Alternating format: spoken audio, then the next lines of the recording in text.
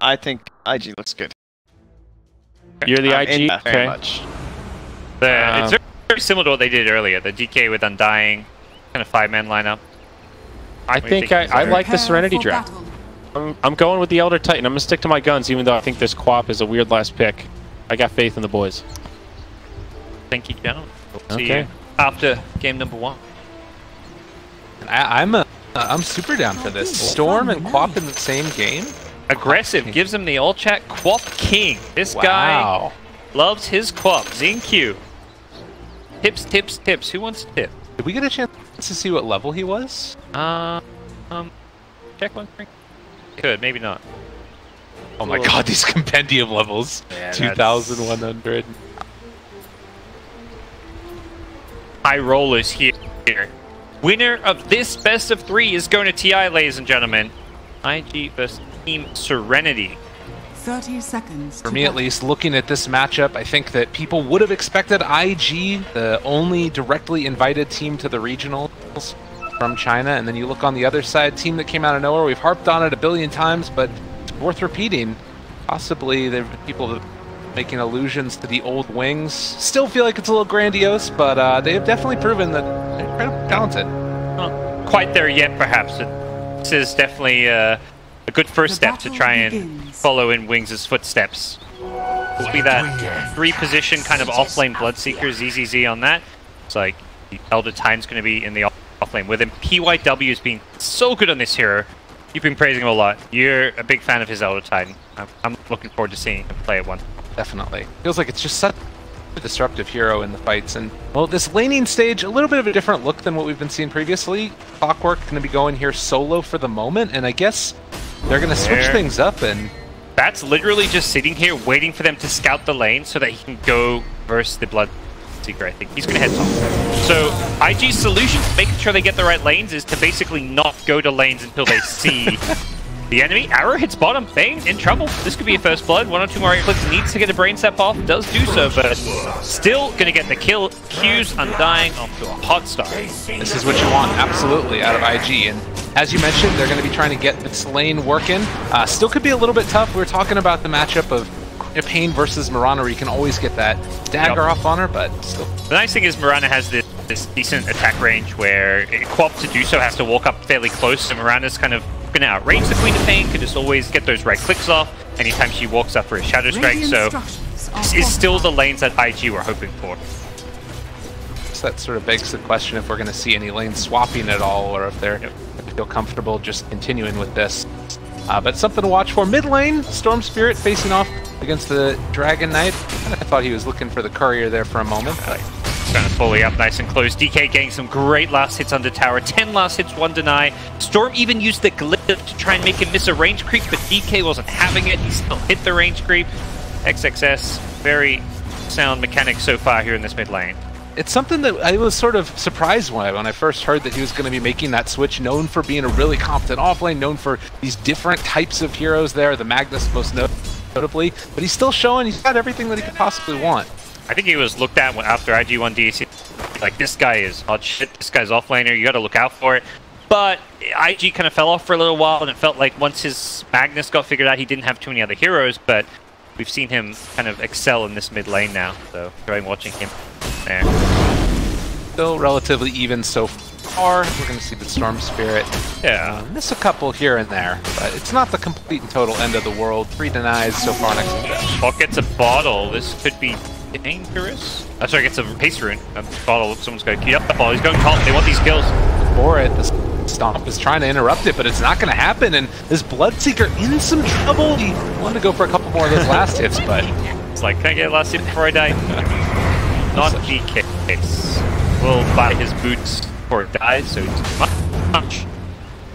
Couple kills going IG's way early on. Yeah, mid lane. Just going to be a farm fest, continuing to see that. Kind of a different sort of lane again for the Queen of Pain. We don't often see it in the safe lane. We did for a while ago. What's been the change, do you think? Is it just the lane matchup? What's going on here? I think it's a hero that ZQ is comfortable on. Oh, he's getting leapt on, forces Blink back, but strong laning hero. I think this is a game where lanes matter a lot. There's top lane. Speaking of lanes, the dive coming. SRP sounds up, gets quite a decent amount of heal, and that's going to save his life. Oh my goodness, that was so close. If he could have gotten one more hit earlier, it would have been a kill, but man, IG just owned it up here top. DZ having a really rough time on this Bloodseeker. Just can't get anything. This is why, at the very start, Batrider was sitting in the mid lane between the tier 1 and the tier 2. He wanted to make sure he is in the lane wherever Bloodseeker is. That is a great counter to Bloodseeker in lane. Very hard to play against him because you normally just sustain against all these heroes, but once you get 3 or 4 napalm stacks on you, you don't sustain against a Fireflying Bat with mass napalm stacks on you. You just die. Really cool answers. For all you people out there that want to know how to deal with Bloodseeker in your punch, just pick Batrider and sit in the mid lane. Everything will work out, I'm sure. Go compete for mid with your mid lane. Exactly. We got the DP here as well for the Dragon Knight. Bottle was picked up by the Batrider, and actually speaking of Batrider, he's taking a nice little bit of damage here. Serenity will chase him back. Fine. Yeah. Not want to trap them inside, but not into the world. They'll farm some cogs up. And Batrider maybe comes back. He got about 5 minutes coming up, which means bounty runes, shrines, but I don't think he wants to wait that long. He wants to heal up, be ready to fight for those shrines at that bounty runes. Speaking of which, we are going to have those in just a couple of seconds. Down bottom here, we saw Mirana have to go all the way back home, and that's going to leave open the Bane to come and contest. And well, if IG's not careful, they might lose all 4 of these here.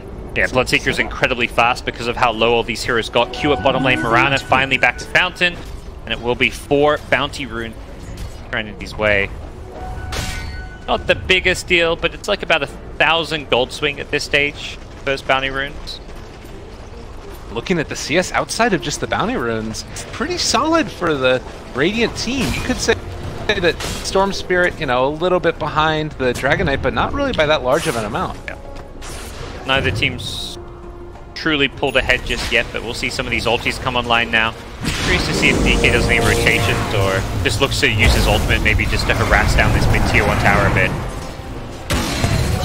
Cancelled there as well as IG taking some damage. They did bring mid the Undying just to drop down a ward, but they're trying to switch up these lanes. Give themselves a better time for the Bloodseeker. Bloodseeker's sick of it. He doesn't want to versus Bat anymore. He keeps going up there. He's just going to keep on dying, so they send the Quap, who can always blink away should she get spammed by the napalms. Arrow connecting, but the silence is going to be there as well as they have the Nightmare on the one. Trading hits as well. He gets pushed back by the cogs there, and well, Bane is never going to live through that. And now with the battery assault as well from Evoca, they need to sit in the creep wave here. Needs to kill some creeps as well to get that extra bit of heal. They dodged the decay actually, but still going to go down. Wow, Mirana played that so well. Backed off out of the silence, and the second it wore off, he leapt into the cogs for a double Starstorm hit, getting the attack speed in the process to secure the first kill. Helps his team get the second. Very nicely done by Aggressive. Kind of recovering. He didn't get the best CS in lane against the Queen of Pain, but those kills will kind of make up for that. Absolutely. So early on, the Storm Spirit going to head back towards the jungle. He also hit up the shrine on his way. Heading over here to the side, we'll run by where the Batrider is. The plan is. Overboard, but with the bottle charges being used, that's not going to be a kill anymore. Vacating this mid lane, XXS, it looks like he did pop his ultimate earlier just to do some harass. Tower's down to 2/3 HP, which isn't that much damage being taken, so the world is T gonna get found by the Clockwork. Bring around the Rosie. The drafting stage, just how difficult it is to play ET against the Clockwork that's constantly by vision on you. Ooh, tries to get the deny. No, it's not going to get to the creeper that time. Expect the stick charges with a kill. 0-6 so far. Yeah, it's, I think, a deceptive 0-6. It's not like a big lead. It's still pretty close. The gold lead is perhaps more indicative of where this game is at, where it's not too much separating the teams. In terms of gold, even experience is only slightly IG favored, so these kills help for sure, but in terms of CS, it's actually been Team Serenity slightly having the better laning state. And you look down here bottom, they have a feeling that something is coming, and they spot out the Bane. The Bloodseeker was able to vacate the area before too much damage came through, but Bane's certainly dead, as they didn't even have a TP on Storm Spirit to come and rotate. So they'll get this tower, see what they can get on the side of Serenity in turn. It's a good rotation because the lane that Serenity can push the fastest is mid because of how close the creep waves out of the tower, but Batrider's already there to defend. and they're already sitting up top. Clockwork TPs to the tier 2. He wants to make sure the Queen of Pain doesn't get too much damage, so they're going to take the tower while defending towers. They haven't spoken too soon as there are heroes nearby, but I don't see this tower being defended down bottom. 8.5 minutes in, we're going to take a look at the net worth now. Still sitting at the top right now for the Radiant. We haven't seen a Queen of Pain rotation with that Sonic Wave yet, which she does have up at level 7. Fairly quiet game. Her does have a TP scroll, full mana, so the big thing is having enough mana pool to actually use your spells when you rotate. You want to conserve mana as much as possible in lane, which Zinq has managed to do a good job of. First DK rotation is a big success. Like what I'm seeing from XXS, not just popping that ultimate to chip away at mid, just making sure he moves to his teammates and gets a guaranteed tier 1. Big thing to watch here is going to be the levels. So far, you take a look at the Radiant, it's the Bloodseeker, who's only level 5. Really has been hampered by that early pressure that he faced against the Batrider. He bought Clockwork, level 5 as well. He's going to have a very fast level 6. He probably won't even need the tome. Ew. DD bottled. Nice kill. Had a killing spree. 259 gold. Chunk of change. He's not done. He wants more perhaps, but that's scary. Clockwork almost level 6. Not sure where he might. Maybe he just tries to keep on bullying the Bloodseeker. There might be some diminishing returns there, but the other ones are hard to kill. Let's see Serenity dominate the runes once again. Storm's staying at this top lane because he really wants this bounty rune, and it looks like he should be able to get both there. EYW is going to take at least one, so it should be a 3-for-1 bounty rune trade against Serenity, getting the edge with the bounty runes. And see here, they're taking the gold lead. They're down 1 kill to 7, but farm-wise, they're doing just fine. And the heroes that you want farm on are getting it. It's the Quap and the Storm. Bloodseeker's actually like the least important of these 3 cores to get farm on. Oh man, that was level 6 Clockwork that he got right after he went in on the Queen of Pain. Maybe if there's one other creep there, he could have found a kill with the Chase and Battery Assault and Piranha, but no such luck. They are bringing a lot of heroes top for Serenity right now. They Nightmare Silence. I think they may want to just disengage. DK's going to hold his ground. He's got 21 charges. Yeah, the Rupture in the arrow connects as well onto the Queen of Pain. She's going down low, but they will kill off XXS as they look for more. Pain's Grip on top of them. They lose the Queen of Pain, but they are going to find more in return. And meanwhile, over here to the side, Q, Tombstone. This is going to be given over to the Storm. And everything been okay right here for Serenity as they, even chasing further forward. They should back out though. Yeah, the Undying kind of came in a bit too late. Gets the Tombstone down when the fight's already in a bad place, and Serenity just had numbers. We talked about this being a big matchup of 2 teams who want to fight a lot, particularly these big team fights, and that's where the first team to kind of assemble as 5 seems to have an edge, because that was kind of a 5v3, 5v4 fight at the start. Only later did the Batrider and the Undying show up, and by then it was too late. The fight had already been lost. They've got to make sure that they get those numbers there quickly and not fight. And that DK had a lot of health. He was on 2k HP, it felt like, roughly, with 21 charges. Still managed to bring him down with everything thrown on top. I feel like it's, again, part of it has to go with the ET, picking up that aura and having it early on with all of this magical damage that they've got. Normally you wouldn't see that DK get burnt down, but... Yep. Oh, absolutely. Because Quap didn't use spells. She just died before she could use a Sonic Wave. It was a great hook shot into arrow play. Oh no. Have you seen this? The Queen of Pain Blink Dagger? I feel like I saw this in one of the other games of theirs. Yay? I feel like I saw this before. Yeah, I'm going to reserve judgment. Let's see how it works. Seen his time on Quap in some pub games here and there, and it's not been disastrous by any means. It's very unconventional, not gonna lie, but it's not awful. I casted one game of it was, I don't remember who it was, but it was one of the Peruvian guys that had his, I think it was Excel or something. He got it in a pro game, and then he proceeded to give away like 20,000 net worth lead. You're right. I remember the South American players using this build a few times, I want to say, and I guess this is what Zinq wants to go for. He's got strength cred, so I feel like he's kind of itemizing to be this like kind of tanky frontliner alongside the Bloodseeker. I wouldn't be surprised to see like a Blink into BKB this game, not prioritizing like the Orchid utility type items. That's more the Storm's job to do damage and carry the game. movement in right now. Oh, he hits him on the TP in, but they still managed to find the ET.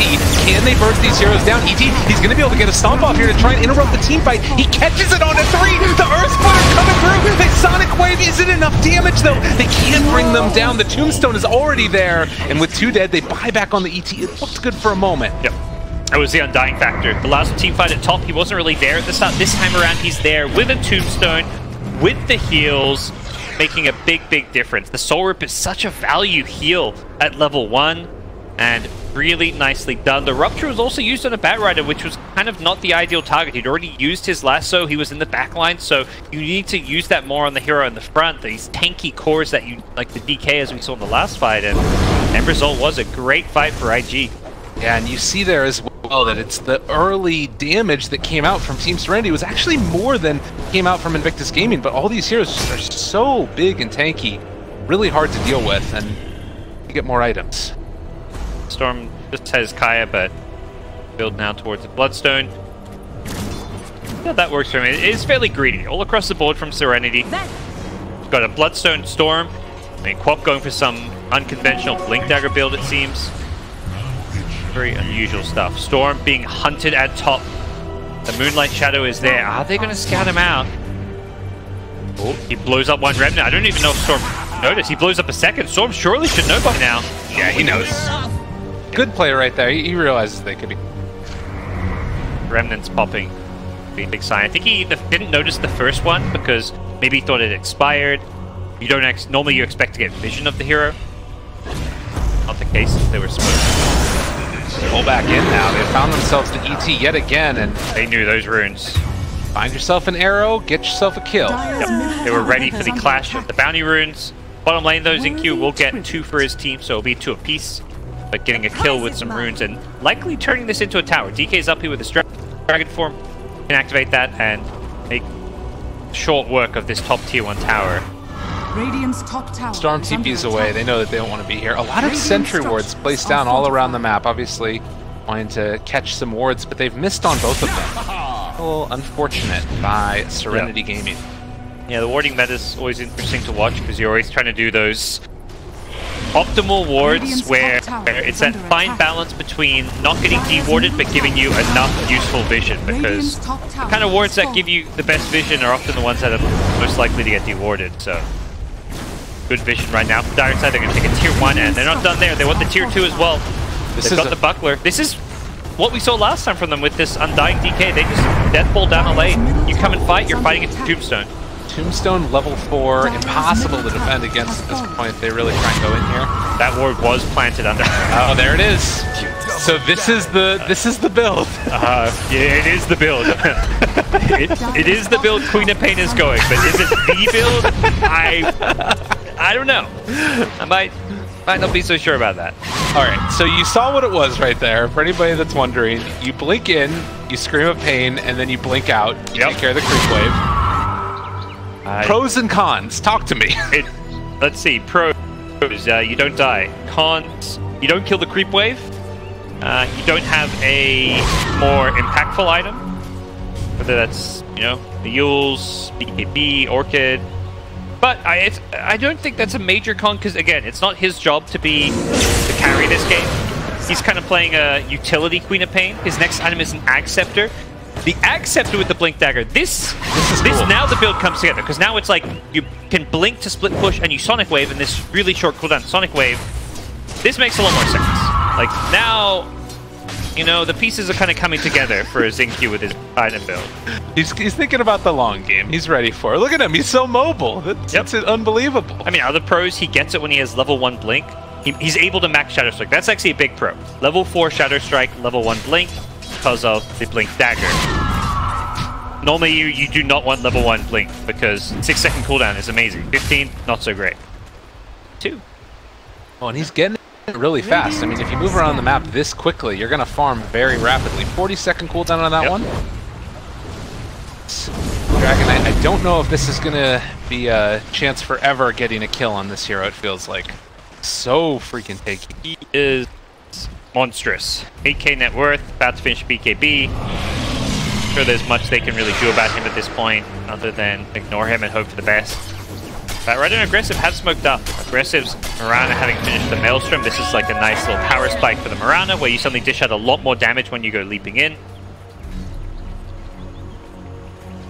That will make life pretty tricky for any cores that do get caught out by this. So for the poor Bane, if they happen to run into him. Cores, you're right.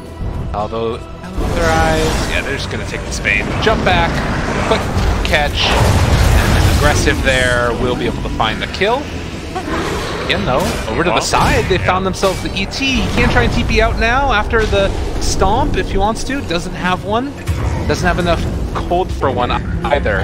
Oh, that hurts. Wasn't much of an escape for him, as elsewhere Serenity is just pushing out top, pushing out mid with the Queen of Pain. I think does need to be a little bit careful as Clockwork is high.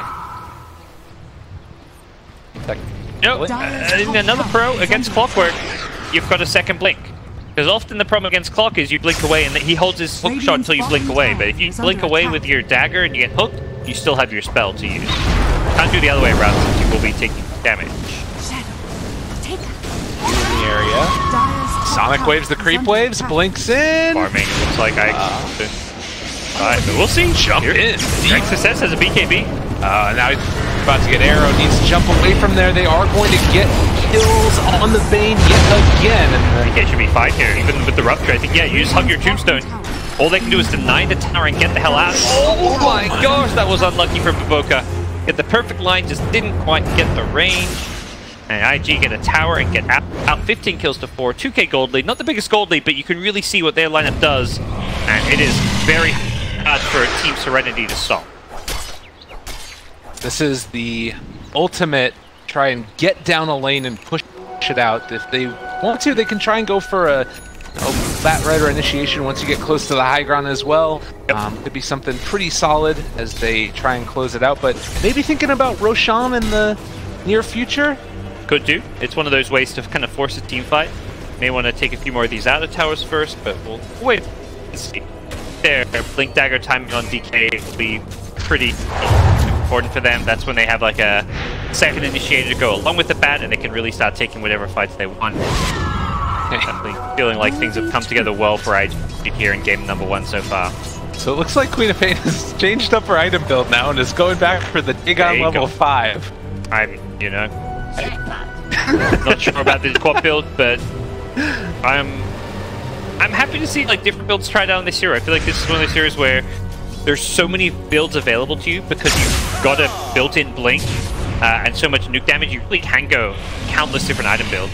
You have a built-in blink, so you can buy another blink. Yeah, I mean, I guess apparently you can. That's what Zinkyu's saying. So there you go. The idea behind this, he wants to burst some of these super tanky heroes. They're just way too hard to kill, particularly the DK. And some of these heroes like Bat Rider don't have BKB, so he wants to be able to burst the Bat, the Undying. These heroes sitting on like 1300. This all in. Let's blow up one hero to start the fight. And I mean, you talk about pros of this build. This lineup right here from IG have had almost complete map control. They've been able to run around. They've got wards absolutely everywhere. Some of them have been warded since then. As this one is just barely going to miss out. But still, you've got Queen of Pain and Storm Spirit that are farming like crazy. Yep. Oh, the scan hits. Coming their way. They need to be careful though. They still may get caught out here. Hookshot has a long initiation as Clockwork. RF looking forward. The hook is off the mark. But bigger kills. They don't see the Bloodseeker. Oh, the Storm! He gets caught with no mana though, and they are going to find him now. This is a big one. And Bloodseeker never stunned. Who gets up early in time. The price. I think he had to get to the shop. He didn't have a TP either, so a few heroes getting caught out there. Even with these scans to see the rotation coming, they were just simply trapped. They ran the wrong direction, kind of running to the right instead of just running back to their base, and what they could do. All of the lanes are pushed out yet again. I mean, there's ever a lineup in the world that can hold high ground. You got Bloodright, you got ET, you've got Blink Blink, you got everything. Yeah, and we're going to see this co-op go into some cooldown reduction, spell lifesteal I can only imagine, and just be zapping people all over the place, screaming at them as well, throwing some nasty poison. It's going to be painting to see this co-op. Oh, this is a really nice play here. They know immediately where Aggressive's going to be. Look at the damage. Holy moly, he just melted. not last very long for poor aggressive there. As we will start seeing this Radiant swing if they can start chaining together some kills, because they've only had 4 kills so far, but their lineup is kind of hitting that peak where they've got the damage now to find these picks. They are sure as hell looking for them. Stomp could hit 3 here. Looking for it. It's going to connect hit 1. Only onto 1. He's behind the tower, though. He needs to run away now as this team fight is all kinds of crazy. They are probably going to lose the Bane. He tries to get 4-staff away, but the pullback is also there. Onto the Queen of Pain. She has her blink, but the stun is there. The silence, it's going to be a kill. Onto the Queen of Pain. That's a nice pickup as they go looking for more, and they should get more PYW on the ET. They're just going to be too over-aggressive. And killing the Mirana was not enough to suddenly expose yourself in that top lane. IG's teamfight and Pinky frontliners is still too formidable. Although they are going to spot the Batrider here. No dust available because of that. Looks like Batrider will escape the leap forward, the chase, the damage is there. I don't know if he can TP out. He's can't. Yeah, he's just going to die to the right click, so he doesn't actually... He BKBs and dies, that's doubly bad. And now they found the storage turret as well. It's all falling apart. It was looking good a second ago, but the bait is there to save a day, and Storm Spirit was able to get away. The messy situation there for Team Serenity. Quite the outcome they were hoping for. Need to make sure you have some dust on the cores. You can't just expect your supports to carry sentries of dust. Storm or Queen of Pain ideally need some, maybe even Bloodseeker. So let's do the math real quick here. We've got 125 initial damage, 300 afterwards. Dagon is 600, and then Sonic Wave is 480 with Scepter, 410 otherwise. It's a lot of damage. It's a lot of damage. One target. Queen of Pain looking to burst people down. Particularly with the ET, this build starts looking pretty damn good. That's all the magic and getting rid of that magic resist, and that's where heroes like, DK, you've got this BKB, and sure, that's on paper an answer to the Queen of Pain, but you're going to be forced to pop your BKB very early, or just to lose half your health. Like, Queen of Pain can just blink in, scream Dagon the DK with the Spirit on top of DK, and that's close to 2,000 damage. Hey, that might be like around that. You just blink in, quickly use those, and then blink right out before you get stunned. And basically no magic resistance against that. So it's very hard for IG to push because it's this constant poke. When you're getting poked at by a Queen of Pain, and that's the beauty of this build, is you can blink dagger in and then blink away just to poke at them. You don't want to go high ground when you're sitting on half health, and they're just going to keep on getting you down low every time you go for a push that you don't ever really feel like you're positioned to make something happen. You're going to have to see some very fast reactions, like an instant blink lasso, an instant DK stun on the Queen of Pain to make it work. And I'm looking at these heroes. There isn't a pipe being built right now on any of them. Not sure if it's going to be an oversight or something that you want to go back for, but pipe would be pretty damn good. It never feels like that value when it's single target magic damage. Like against these Skywrath type heroes, getting a pipe, it's like, oh, do you really want it when it's just like, it's not the AoE of like a Zeus. Like Zeus, it always feels nice to have, but comes back, Batrider sees the banner missing. Go for it. Got a mech. See what else they want to get here, as KB be pretty problematic as well. They come online for Team Serenity. They are so magic damage reliant.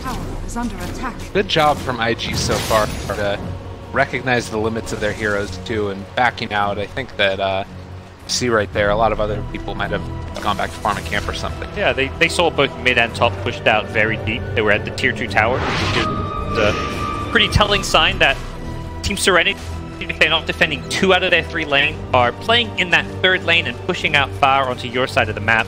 Exactly the case. Approach the 25-minute mark. It's a big kill lead, but not a sizable gold lead. It's still a very manageable situation for Serenity. Feels like, again, you just keep on pushing out these lanes whenever you get a chance to. They haven't really been able to make concerted effort across the river throughout this, it feels like. We'll see if Serenity are going to be able to keep this up, or eventually they're going to be pressed in by IG. I really like that one play where they push out all the lanes and then immediately go mid because they know that somebody's going to be there and they're able to blow up the Mirana. Yeah, they pushed out both mid and top very fast, so they're looking for that kill. They're just going to find a Clockwork, it looks like, which, 5-man smoke for Clock, not amazing, but it is Bloodstone. charges. It's also playing for your late game, which to me is where Team Serenity excels. Don't even think it's going to secure them a Roche. They don't go into the Roche pit or anything right away. They wanted to do it quickly. They're against a Clockwork who's going to respawn and throw a Rocket Flare. IG, though, now it's their turn to punt, charging forward in the moonlight. Immediately. See Serenity backing out again. They don't want to get caught by this. Lane, Queen of Pain hiding away. You also see the Storm Spirit here nearby the river. Ace is coming though. Careful, they move forward, the jump forward, able to catch onto that Bloodseeker.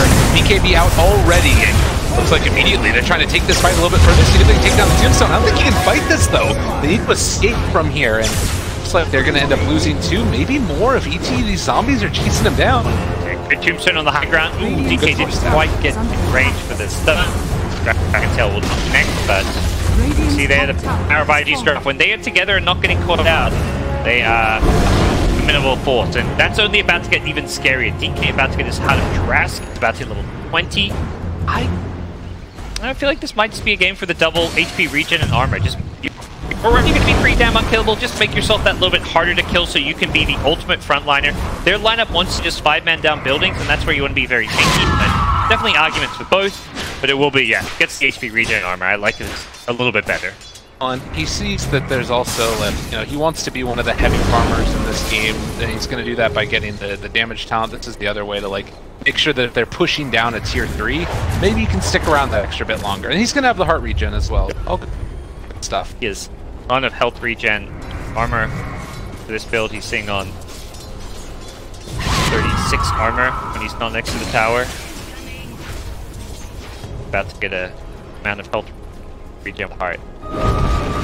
Have an inkling that something is happening here. Bat Rider goes up on the high ground, able to find himself the bait, and they miss on the arrow, but it hits instead on the Bloodseeker. The follow-up stun is there, and now trying to turn this around. They've already lost one, gonna lose the Bloodseeker as well, and everybody else to get the hell out of Dodge. Although the 2 is going to go down, and again, IG.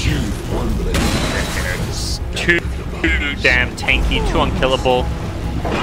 It's just immovable object in front of Team Serenity. Serenity smoking up, hoping to find a pick off, but they just don't really have the ability in those quick kills. Storm to go for this Bloodstone into Lincoln's build, which is going to take him pretty well into the late game, but it doesn't take much damage right now. That's where the Queen of Pain Dagon actually feels like, thank goodness she went Dagon situation, because without it, I don't know how they have damage, and Roshan will succumb to IG's great team fight, and well, we'll see Serenity do now that they're facing off against Aegis on aggressive Marana. Queen of Pain again, and lassoed, caught, in trouble, into the stun, and one downside of going Blink Dagon on Queen of Pain is you die very easily. Yep, especially when you're on treads. Oh man. Grip. Storm coming in as well. Big. Well, no, it's not a big. Sorry, they have the kill. Oh man, this is a really sad life right now if you're the Team Serenity. Everything is falling apart. No, it's perfect. You got the bounty rune. That's calculated. Calculated team. His death is actually probably worth it. That bounty rune. Storm needs not get caught out here completely. At mana. Well, so there's a rupture, but yeah, Storm's just gonna be forced to deny himself. Meanwhile, DK's being ruptured, but he does not give a crap about that rupture. It does limit his ability to chase. He throw down a splitter just to help cover their tracks. But this is the weirdest game that I think I've casted in like 2 years. I'm not gonna lie, I don't know what the heck is happening. It feels as if IG is just playing the same stuff, but Team Serenity are just doing crazy stuff. Yeah, they're doing some weird things, particularly this Queen of Pain build. I think the play from the Queen of Pain's been pretty normal overall, but definitely the item build is not what we're used to seeing. Now though, I think they're in full-on Storm Sonic mode just to try and deal with these creep waves. Problem is there's 2 siege wagons. Good news is DK's ulti form wearing off, so it does not look like IG are going to force the issue going for a high ground play. They're going to back off and fight another day. Yeah. 6 to 27, 11,000 net worth lead. It's starting to look very, very good for IG. There is limited options for Serenity. They're actually going to smoke up into the Aegis, right? Yeah, Miranda still has that one for several more minutes. But they just feel like they have to go do something. They can't just sit back and lose full control of the map and watch their opponent take the game. Well, mid lane, Storm is showing here. See if they're able to catch, as it does look like DK is going to be moving forward. They jump immediately into one. That Storm lassoed it. It's going to be still Nightmare, but it's not going to be good enough. He's still dead, and off to the side. They're just chasing down these heroes. Bloodseeker trying to run away. So avail. This is IG just being dominant in this one, and a hook shot able to thread the needle through the zombies. They find a 5-man wipe. That is probably just game right there. They're not going to GG it, of course. This is for TI. It is just game 1 of a best of 3, but off of that team fight, I think Serenity just lose any chance of getting back in this game. So well, Arrow's just being positioned so well every single time. Gets the Blink Lasso on the Storm. Betty tried to make the clutch Nightmare save play. He timed it like fine and all, but once he does that, Clockwork has a cog that pushes Storm and still goes down, loses Bloodstone charges, and it is desperation mode time. Clockwork trying to catch the Storm on the ball through. Succeeds in doing so. This game getting very ugly for Serenity, who are going to lose a tier 3 tower. Probably, we'll see if they go for the rack or not. They still have Aegis for a decent duration. Does manage to hit the creep wave there and then get some of the way out. But of course broken there. Backdoor protection. Has it come back up yet? No. Stopped to follow. They have the rupture there and the chase forward for more. They lasso and able to catch on the base. A lot of damage coming out here, but not nearly enough. All the healing in the world. XXS living through this as Serenity is going to whimper out of this game, it looks like. Backdoor protections come back up, but hey, there's another creep wave. Storm needs to catch it now. It's too late, it looks like. Backdoor protection is gone. Mid Rax is gone. And Storm didn't even catch those creeps in mid, so they can go bottom now as well for a second lane of Rax. Well, IG come out. Guns blazing here in game number 1. 33 minutes in, and we all get excited about crazy builds, it's crazy plays. At the end of the day, if you're this far behind, might not end up working out regardless. I think item builds aside, the bigger issues is kind of coming around from their draft. Like they have this unconventional tri-core lineup: Swap, Storm, Bloodseeker. They have 3 heroes that all need a decent amount of farm that can be playmakers, but also aren't like amazing guaranteed initiators. Like it's not like those like Sand Kings or Bats. Speaking of Bat, there we go. He does his thing. Astro and the Arrow. They've been hitting this combo all day long. They'll get themselves another kill. GG is ball.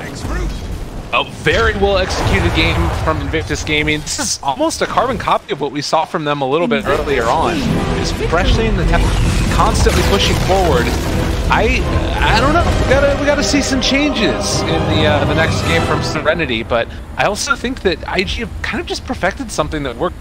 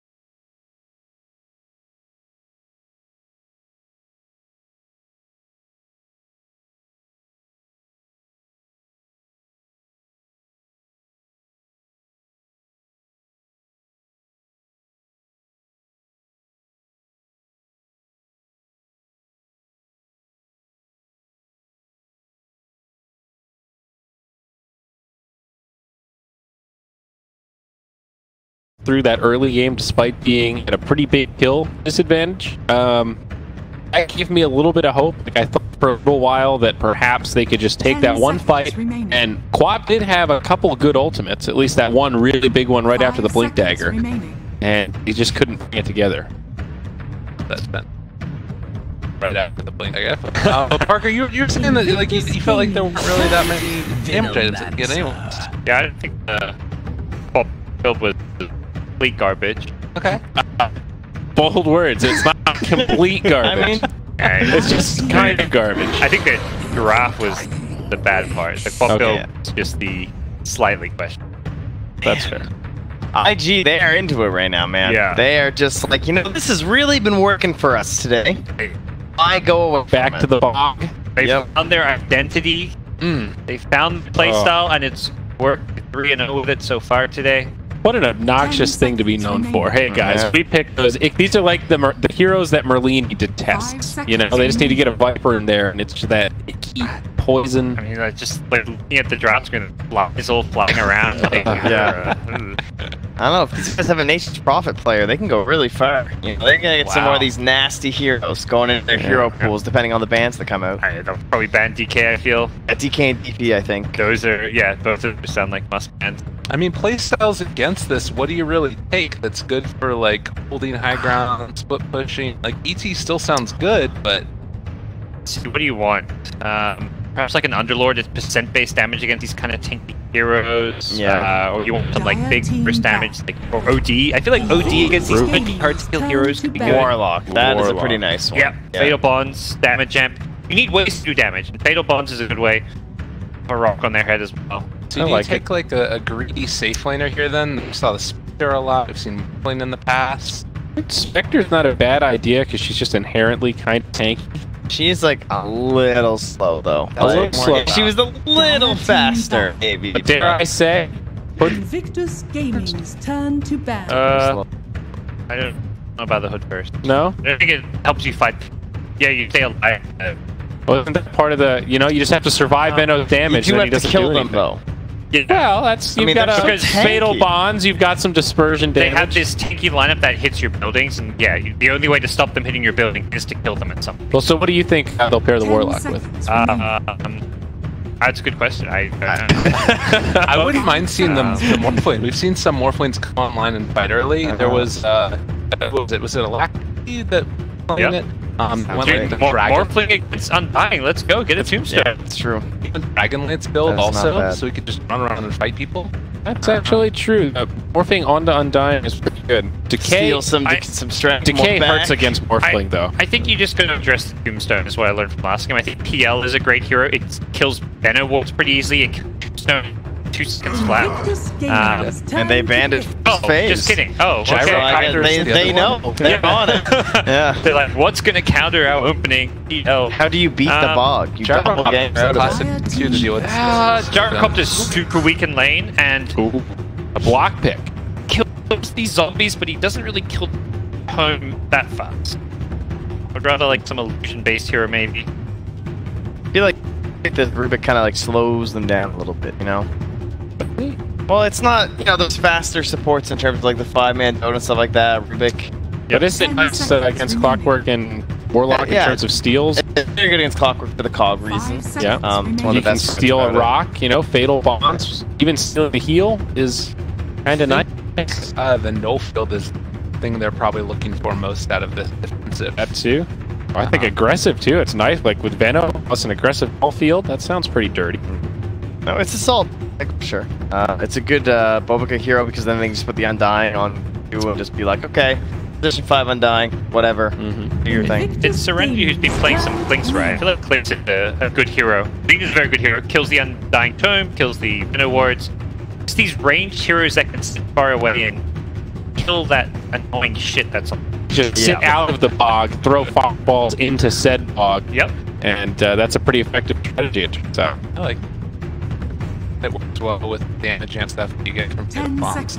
Like this big AoE damage that you can throw into the middle of it. Alright, are we picking Dragon Knight or are we picking Death Prophet? I like the Dragon Knight. Yeah, I like the DK because of the survivability aspect. Yep. It's just way tankier than the DP. is more on theme. Oh, that's a fair point. I like that one a lot. It seems like Dragon Knight has really helped break up sieging a little bit better. And they call it curveball. It's the red man. It's still room for a DK there. That's true.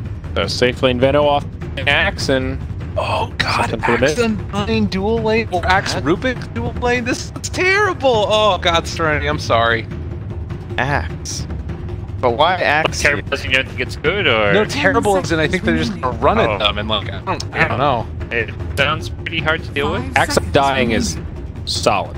There's some aggression behind those guys. Yeah, it's like they're not even really focused on like the blimp call aspect of Axe here. It's the harassing dual lane pressuring in, running at you, and this idea and concept of Warlock plus higher carry is how you play Dota. Right. It totally breaks that up. I don't know. I feel like no one's really found a good answer to it yet. I still feel like these Warlock Spectres are farming, but I no matter who's in there. If they take Spectre here, I think Axe Undying is enough to make that Spectre life awful. I don't think Warlock can heal through I would think that they can still go Morphlane though. I think Morphlane is super solid in this lineup still.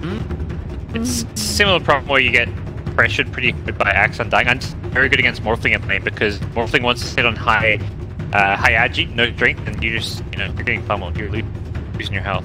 Yeah, it's not as easy as you would think, but it is the Morphling. Good call. God, it is good in the big game. Like God said, you can steal the Tombstone. Obviously, Morph out scales him really well, but Morphling is one of those heroes that it feels like he needs an item, and there are sometimes those games where it feels like he needs 2 items, and getting to that point can be punishable. It's still like you guys said, you can get pressured. I think that the flip side of that is that also he's going to be able to a lot of heals coming in from the Warlock. Low but the super efficient heals. Like it's going to depend upon like Serenity being able to stay alive, and they live through that lane. Like regardless of what happens with these last picks, I feel like they might win the game off that. If you pull Agi, Undying does not steal strength. Ooh, that's the strength. How does that work? I was just thinking. I was like, you get the strength. I think Undying. Doesn't he just go minus? I'm pretty sure it's how it works. It's like temporary minus while he's morphing. No, I think that you just set at 1 strength. 10 seconds. Yeah, Undying. I think that's how it works. Gets +4. I've played a lot of Undying, and I'm actually not sure. Yeah, I was thinking in my head. Doesn't happen because I feel like Morphlings are almost never on 0 strength. They go low, but you're never actually hitting them below the threshold. So I'm not sure. These guys have played Quap Blink. They know what happens. They know that he doesn't get a strength. I'm sure of it. They're prepared for this. Yeah, it's still not fun though. It makes the Morphling just feel like he dies to a couple of right clicks. Because you're used to seeing these late game Morphlings that are really beefy and really bullet-like, and that happens once they get a lot of those value stat items. But I don't pick here. This is a great TA game for IG. I don't know if XXS has played TA well. I feel like that's the Lina counter. It's also just a hero that can be very fast tempo. The SO blink timing just allows you to push towers, take rotan. It's no not cool the downs DK, either, but, so you're like don't have to worry about Golem and everything. Stuff. They need a off laner here most likely for support, but I still think that you guys were talking about earlier. Okay, it's maybe a little bit sketchy with the I was thinking Tide, but no, they grabbed Lesh. Huh. It's gonna be a core Clockwork then, or the core Lesh? Probably a little bit of like 3.5 sort of style, right? Where like they lane together, and then when Clock is more focused on hero kills, Leshrac is helping to split push, shove the lanes, as the boys would say. Right away. And there it is. TA. Great call. That snipe. Alright. Sorry, Dota TV. Hello. Hi. Wow. I kind of dig on this IG draft. I think can play a pretty good tempo. Got faith in SRF.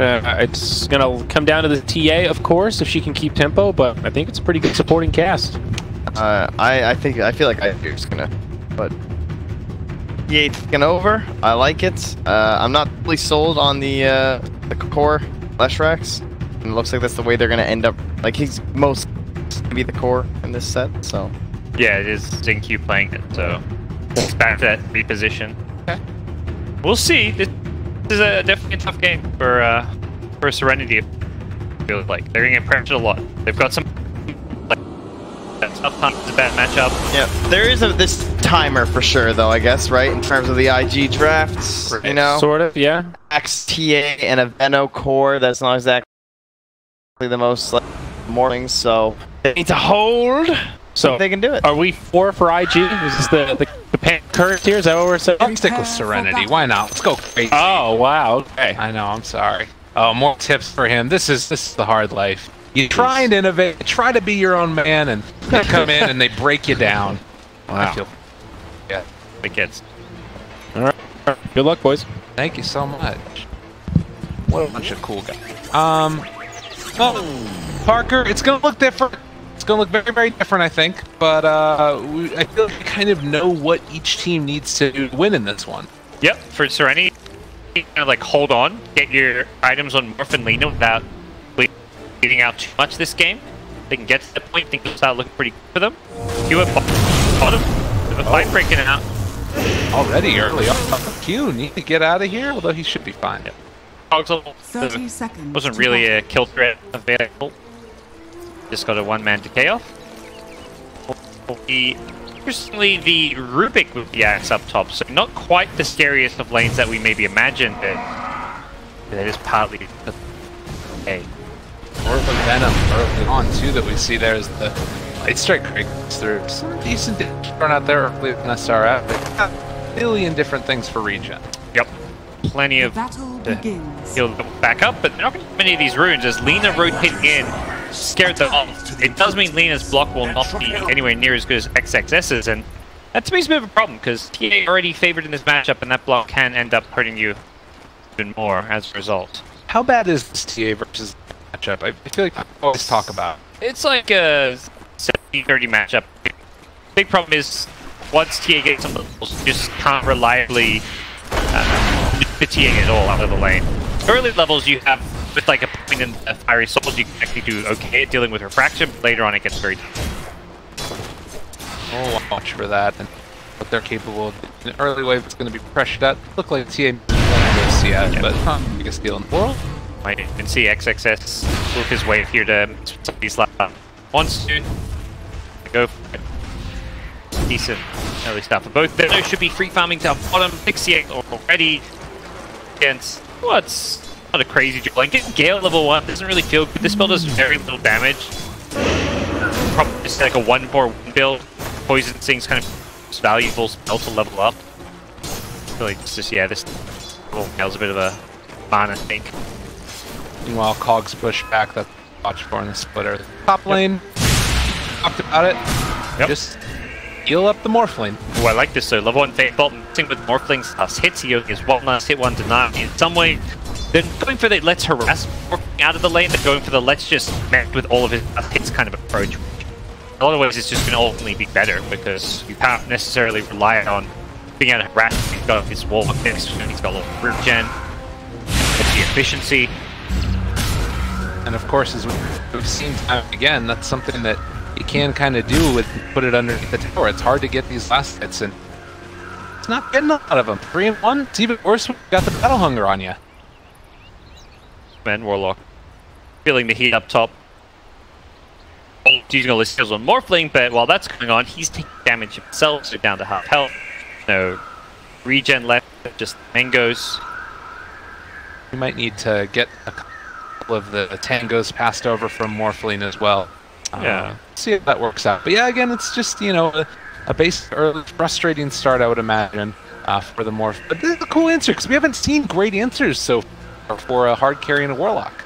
Yeah, I'm a bit of a change, and I'm really looking forward to seeing these double Tombstone fights when Morphling can steal the Undying Tombstone. He can maybe pop a quick decay if he even wants to, or a Soul Rip for a heal. There's some nice plays he can make. More ability this game. They're writing. Looks like an XD. Something Chinese. Chinese character, maybe. Probably. Yeah. So yeah, top lane, SRF, he has a point now to spin. Be trying to pressure on.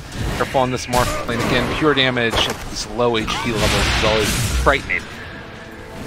A mid lane, a bit of a rough time for her. Let's get Illusion. It's not really the best rune, even though it can break Refraction at the cost of missing some CS and last hit. So XS should be able to easily deal with it if he wants to. Oh, real careful. Of course, salve. So Gen being brought out, that doesn't look great for the Lina as well. He's basically zoned out of lane right now. This is 2 sits in a row there. Okay. No one saw it. Don't worry. Bottom lane, Undyne. Gonna throw out some Invictus here with Gale. Damage. It's a lot of damage actually. His right clicks come through. Adam is there as well. Burn through the mana aggressive, so won't have a Gale in seconds. They're able to find the follow-up. In some trouble, starting to drop down low, but will live. Mid lane though. Best also taking some damage. The translate fraction out at the last second. The Sow. That was so close to a kill, but we weren't able to connect on it. And that was a big Lina's mana pool. XXS still had something to play with, so he pops those. Is able to continue playing this lane while Lina is going to be forced to bring additional regen to lane or to back to base just to heal up or something, which feel particularly good for ZYD. Been hitting all these little bounces as well. Side blades and continue to. Careful on that. On the lane, a bit of flash breaking out. I think there'll be Tombstone even being dropped here. Look like Serenity we're gonna try and commit for aggressive. Would be one where you'd love to be able to turn around and try and take down that Tombstone for the early goal, but a little bit too scary. And so far, the story of this game is Radiant doing a good job in lane. It's come to expect from IG. Yep. This year, looking good on all 3 of their heroes. No, though, it's not a gold. Even on gold, it looks like maybe slightly going the Dive's way. A bit unusual considering this CS. Just Lina had to go all the way back to the well. You know. And now denied. That's good. Yeah, Lina using the salves regen, but Tia also some extra regen, which is where some of that difference is being made. Very farming very, very well in this bottom lane. Something we've seen Serenity do quite a bit, runs dual lineups. Stacks wise, don't see any of these ancients or likely to see it from the Radiant team, but everybody's kind of been stuck in their lane, so it's a little bit tough to make that happen. Also, level 6s coming out very shortly for both of these. Looks like Lina will get hers a little bit after Tim Teflon Festin, so she's going to need to be careful about the traps. Yeah, see, Lina wants to get toward the mid lane, something you often have to do against TA if you're squishy hero that can just get die, particularly if TA finds a haste rune or a double damage rune with some traps. It's very easy to go for those dives. TA are going to bring out a bottle now. Going for the fast bottle, going for the first, but know that runes can be a big difference maker, and it's worth getting the bottle. Pick them up. Right? There's a fast breaking out. Aggressive, lots of damage. That's going to be first blood. They need to try and take on the Tombstone here. He managed to get a kill with that soul there, but that means the Tombstone will be down. You giving away some gold to the clock. Yep. Gold and the first blood as well, going the way of Serenity. Up on the ledge. He did die afterwards, but but it will be a perhaps follow-up here. As UW getting fairly low. Let's have a TP. Yep. So you'll hang on for the moment in this lane and play it safe. 6 runes could go the way of Lina. It's definitely very good. Take the haste rune, and that's exactly what TA is always for. And with the haste rune comes the rotation top. Very efficient play to make, yeah. Get a kill or two and quickly back to your lane. I think IG know now. Boka's going to scout it out. He can just toss and run, hope for best. Oh, Light Striker Ray Boka is going to die, and Lina gets back. No fuss, no muss. Easy kill there. Yeah, as long as you only lose one, I think that's very IG as far as mitigating their losses. If you lose both heroes up, it feels really bad. And like that rotation was valuable just for the on support. DA gets a creep wave, it's gonna fall back, try and farm maintenance. Doesn't go for that higher level of blocking it. Yeah. This is gonna be pretty quick that IG realizes what's going on there. Also, center board was placed down in the mid lane. There was one place both team, and it looks like they will not be able to get away with TA. Well, top lane, Warlock's still just living in that poverty land. Healing up the morph whenever possible. It will take a big stack, stealing away a couple. It's not bad for the morph. Almost. Farm in this lane. And Legions again. Yeah, these rotations working out fantastic. 1 to 3 in great place so far. In from Serenity. Dire's top tower is under attack. Their lane, the most part, gone very well. The mid lane maybe being the one slap exception, as coming in though. Tides away. If the tree's able to get out of there, now they're going to try and find the sun. Does miss it there. Strike array. They're going to be able to find it with the setup of the cogs, and that is going to be a dead TA. I tested your metal and found it wanting. Very nicely done, getting him right on the detection and the 8 kill. That was the one thing that was going slightly in favor of IG, and a kill like that suddenly puts Lena back on the TA, and status is looking nice for Team Serenity here. 1 to 4. Certainly feeling like out right there. Just off those couple of kills and experiences. We can start looking at some of these levels, any rotations that might come out in the near future. Clockwork, probably the big one that we're going to be looking for. Getting close to that level 6. We'll definitely have it by the time, the time at the very least. Nothing else. Warlock also level 5 already. The nature of these dual lanes is that everyone's getting some good experience. Mortling already. Dragonlance, go for this fighting build. Big fan of this build. Lots of big. The 2 a lot easier, like earlier, and just is way less speedy because they're versing a lineup that cannot be too big games. This is a really cool way to make this happen, and it still allows him to scale well into the late game. Yep. Doesn't even have boots right now. I do imagine this is pick up. Wait. Work. A little harassment. The Gale may have been going for a kill, though, but he lands it. Something you mentioned earlier is no say the book has a stun here. The left track instead. It may just die here. Coming in, they're gonna take the though. Maybe get a little bit more. It was dropping low. It's big hold them as well. They're gonna try and hold this Tombstone. It is gonna happen. Healing through it. Now is there as well. If it really gets dicey, looks like this is gonna be fine. In the shadow, you often see his Warlock nowadays not max its spell, but this game particularly to heal extra value. Be surprised to see him max at level 7. Let's go for the 2 double upheaval needed. That saves the Lesh's life there. Really great play from Serenity. It looked like the Lesh was going to be in all sorts of trouble when he TP'd in. And taking some harassment here from the ref, really. They need to be that worried in this lane anymore, I feel like, until something Blink comes out. Type initiation is hooked. They're able to find it great. And they get the kill with the bounty coming out. It's all coming up Serenity. They're just kind of steamrolling through this early game. 10 for the 3k lead. They're doing what PG did in the last game, which was just get all these kills, control the early game, and get this big momentum.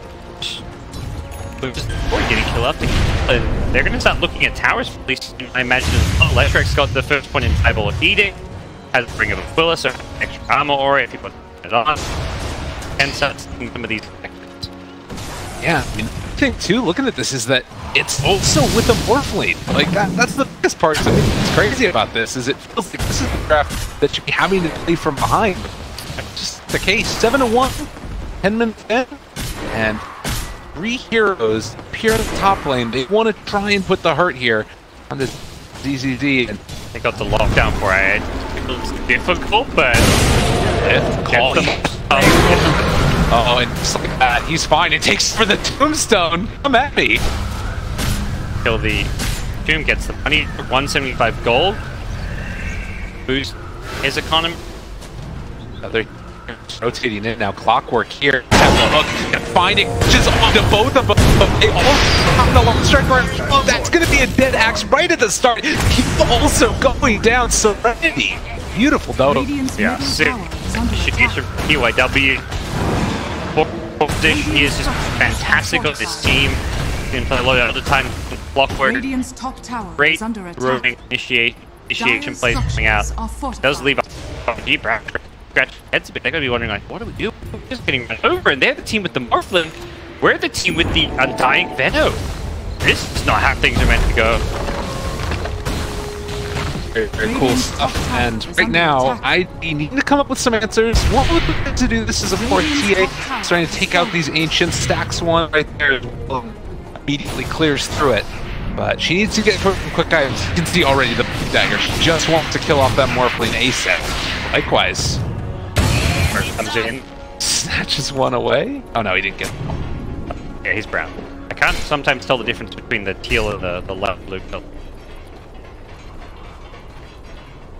Get some experience block camp again with the sentry ward, making sure to limit TA's farm. Even if it gets warded, TA does have a sentry in pocket.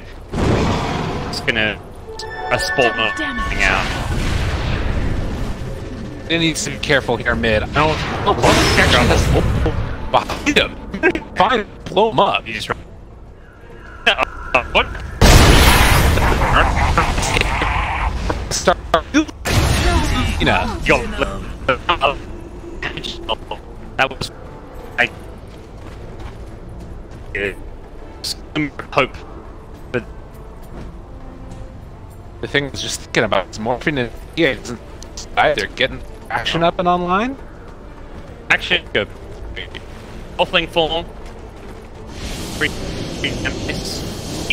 Top lane. The hook shot. Neck to the side end. Enemy. Happen. Seen signs of my feels like with the plan. Yeah, it feels like all. It's great. Team is on track. Normal item. Tower is under attack. Feeling like Venom 0-3 as first type. That's a key item when you're playing against Clockwork Axe. As Vanguard, this means dagger comes up. Nige would have loved. If you're Vanguard, you typically want to be doing in a position at heat 0-3, not farming particularly fast right now. When he takes over the zombie man and drops tombstone, runs away. It's all finals at the moment. Doesn't get any talents yet. Also worth noting that we've just been seeing the Clockwork follow around the TA, constantly throwing out those rockets, and even if it's not necessarily doing much damage to Exodus, he can't feel comfortable in this game. They constantly know where he is. Yeah, and that's the kind of that could theoretically dump you with a battery assault. If your blink gets cancelled or is on cooldown, suddenly you can't really rely on your refraction to get you out. If Clockwork has anybody with him, it's going to be killing the TA. Very careful. It does feel like you're going to get a lot done. As soon as you get both the on TA and the blink dagger on act, it's good time. They can't just keep farming at that point. They need to push, they need to take towers, they need to take bots. They're going to be the ones getting active. Those items. Well, and the plus side is they have this 5-man lineup. That's what they want to do, really. And they've got items between them that sort of answer a lot of those problems. The 4 staff on command are able to help out the TA later on. We're talking again about the Undying trying to go back for the mechanism later. Still, I don't even know he's getting this, to be honest. Use all farm very well on Undying with this game. Morphling goes for the usual 350 waveform range talent. We almost always see the plus 10 agility. I think with the ability to maneuver these fights, right click a lot more of the extra range, just maneuver around these fights. It's quite destructive with this build. I think for like 108 damage. That's even scarier with Yash as well. Right now the Gale basically mitigated the Shadowward. Only one level of the zero match. Initial damage 25 and 10 tick. That's spooky. Completely kind of taken over this radiant jungle. On the side, TA still has the others. Under attack. Kill there. They pick the ward. Fortunately, that's not a great hook shot because one doesn't get you a kill, also reveals where your Nova ward is. But they're going to take some towers here and maintain map control without the vision just because of being able to cut these lanes. Picks up the Bloodstone. They still have this Clockwork in the area. Think of the initiations that come out, get a Clogs pushback, get a little bit too dicey, but tier 1 tower down. We have the clam. And you just aren't able to do all too much right now. TA closer and closer. SO acts the Blink Dagger a little bit earlier, about the same time, which is great. You want these 2 key items coming up at different times. See what they can do. Problem is, like, Chain with Blades, this doesn't feel great when you're Warlock, because it's such an easy counter initiation play to make. If T blinks into the act, you got a Chan, Rock, One's combo right there with the axe, and they're going to take a lot of damage in that, so it does feel hard to go in if Warlock. Unless you go in the Warlock, that sounds great. Of course, that's the fight as well, but we're seeing that XCJ is playing very far back in these fights, and He knows the tree, show himself. Don't you're Clockwork staying on the other side, like you're the morph push the lane, and then the one scout out of potential smoke rotation. So it's near impossible to get to this Warlock because you can't just flank from behind. The other heroes are protecting his sons. Alright, here we go for IG. Got the Blink Desticle, we've got the Blink on Axe, they're spooky. I just don't see this working with Warlock. This initiation is going to melt.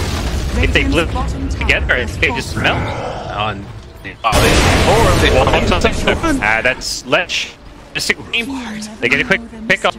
They need to play around the morph like Lech just kind of got off the same page and get but into respawn with the Bloodstone. They're looking to go again here. They have IoT, maybe going to look for an opening. They have the rocket player in the second. He's moving forward, but the blink away, and instead they're just going to take the one kill here. Done. Yeah, and by and large, you've got the tier 2 tower taken, and this is with Forfeit. Like, this is like the feels better. That's morph duration talent as well, so we can keep on switching back and forth a bit more, using a few more spells. More form over here for you to choose. Hey, go for BKB now. Love to be able to pick up an Aegis. The XS is just so scary to walk into that pit. So many heroes alive. And right now, again, Bloodstone charges down to 8 for Leshrac. Actually up to 9, excuse me. But we'll be going for a Blink Dagger item. Not at the end of the world. Bloodstone charges. Not a huge fan. Playing the mid carry Leshrac. He's kind of playing second, third, still lean and morph. Going Bloodstone when you have lean and morphing on your team just seems a bit odd. That's a boot travel. He's just playing full on farmer, like split. Not just like all three in some ways. Lean on also the Bloodstone. The animation from Serenity is, I don't know, it's not that conventional, at least not what you normally expect keeps to do. You typically want to see Lena go for a Shadow Blade to go around hunting for kills. You'd want Shrek to have like some more defensive utility items like the heals there. Maybe even into AV for survivability. Maybe honestly isn't that good to him. I like more Blink build even though they're the sub, not suboptimal, they're the unusual items as well. I just think these Bloodstones are a bit overvalued. I completely agree. Like, this is just so against the axe, everything, and it's a lot of it. But again, this feels like he needs to do it. Absolutely. They're finding kills, he's finding harm. He gets charges back there and continue to shut the way. He wants to truly scale and be a core. It's just coming at a cost of like the lean out of it. So Morphling Manta has some Morbid Mask on top of it with the Dragonlance. Scotty next, much more of the what he did with the traps down towers. Roshan has I really love this. This is like also a great build for fighting a TA. To get close and personal with Refraction. Try and do that. Morphling while you overthink the armor, you have Mana Illusion, which is really great to Refraction, and then Scotty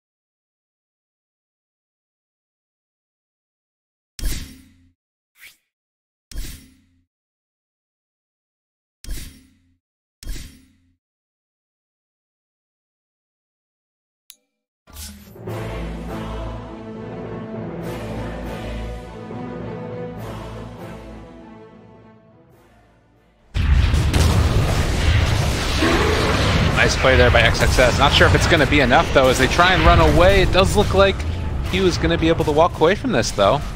Just living. Self alive. Those TA traps not enough to bring him down. UAW has swooped in as well. He's got a Solar Crest queued up, which will make it even harder for the TA to do damage in these fights. And this BKB is probably essential, but it's not a damage item, which means we're kind of looking at this TA who, at the kind of key part of the game where we're about to see some game-deciding teamfights, has a BKB, but this BKB just doesn't feel great because there is so much physical damage. It doesn't solve any more problems, and it doesn't feel like TA is going to do enough damage output with this item build. Oh, they switch into the Rubik, gonna turn it back around. Bobak gets the counter lift now. Got ourselves a little bit of a pause. Got that waveform range. Goodbye Rubik, I guess. That extra chase. God, he's halfway to a Scotty already. This Morphling's out of control. I think he's just going to be untouchable.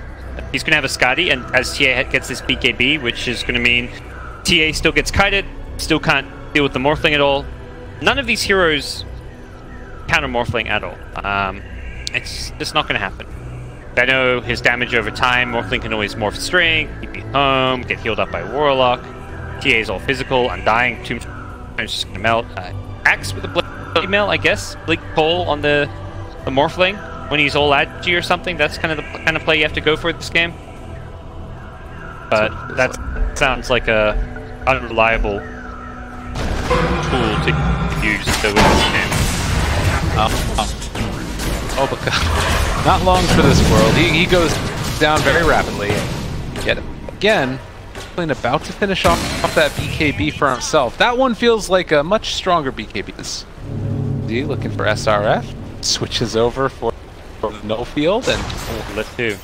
has it. I can't get there. Didn't have much mana in his regular form as well, so couldn't really wave in up lane. DA. He just gets solo killed the Edict. Oh my god. The buckler value. Yeah. Cute. That's awesome. These are items I like to see. This buckler, Aquila, like Aquila wand into buckler Yules. That sounds like a utility less build for the offlane. The Bloodstone's kind of cool because it gives you all this stats and health, but oh no, an aggressive, just lights strength rate, dead and done. Dead? This DZ is just destroying them. Gonna kill this tomb with these.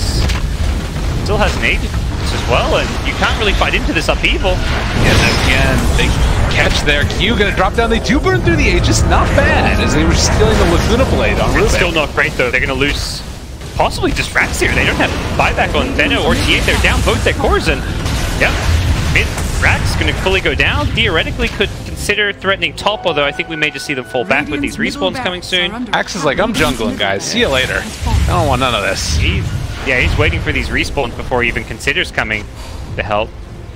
We'll back off to meet up with their creep wave. Probably see them go for some shrines here. No rush to end things. Man. Well, again, I kind of like what you're talking about there. Like, we can flame the Blink Quap all we want. To me, that's a better build than like when you see the Medusa go like Lincoln's Manta over and over and over again. It's like, you know, innovation that's different, at least. It's cool. I like it. Now we're seeing a much more orthodox but still cool build. Yeah, I think the Morphling is saying we've seen from time to time, but it's definitely not the common build to see on a Morphling. We're seeing this double Bloodstone. I think the big part of the Bloodstone they really like is the short respawns. Yeah. They're a team that loves to fight, loves to keep on taking these team fights, and they want these low respawns so they can, you know, if they die, they respawn, they fight again. Let's go smoke, let's go do something. While it's not an item that gives you much outside of some, like team fight survivability and low respawns, that's enough for them because they feel like they can just be the aggressors. In a game like this, they definitely can be. 4-17, 13,000 net worth lead right now by Serenity. They are looking to try and tie this up and get themselves a spot at TI. Again, winner of this goes straight on through. Yep. Game 3 decided. That's going to be a Great way to end the night for China. Radiant's top shrine is Before we under get attack. ourselves into some CIS Dota action.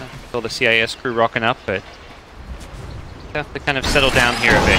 Oh, Invis drone. They find themselves one. They're going to get the second caught as well. On two fronts, the battle is brewing. And guess what? Serenity's winning both of them. They take down Bobica as well. The right clicks are there, and meanwhile, Aggressive needs to get back inside the base. Bobica just wasn't using the lift to lift the Clockwork out. That was a bit weird. Uh-oh. See what happened there, but yeah, Rubik got hooked and just waited till he was almost dead before he used telekinesis. He stole the cogs, just kind of accepted his fate, which is the whole purpose, not behind why you pick Rubik. You want to, you know, someone gets hooked on, you lift the clock, you push him out of the cogs, and they escape, or you escape yourself. See SRF on the axe once again, just jungling it up while his base is in trouble because he's probably just like, what do we do?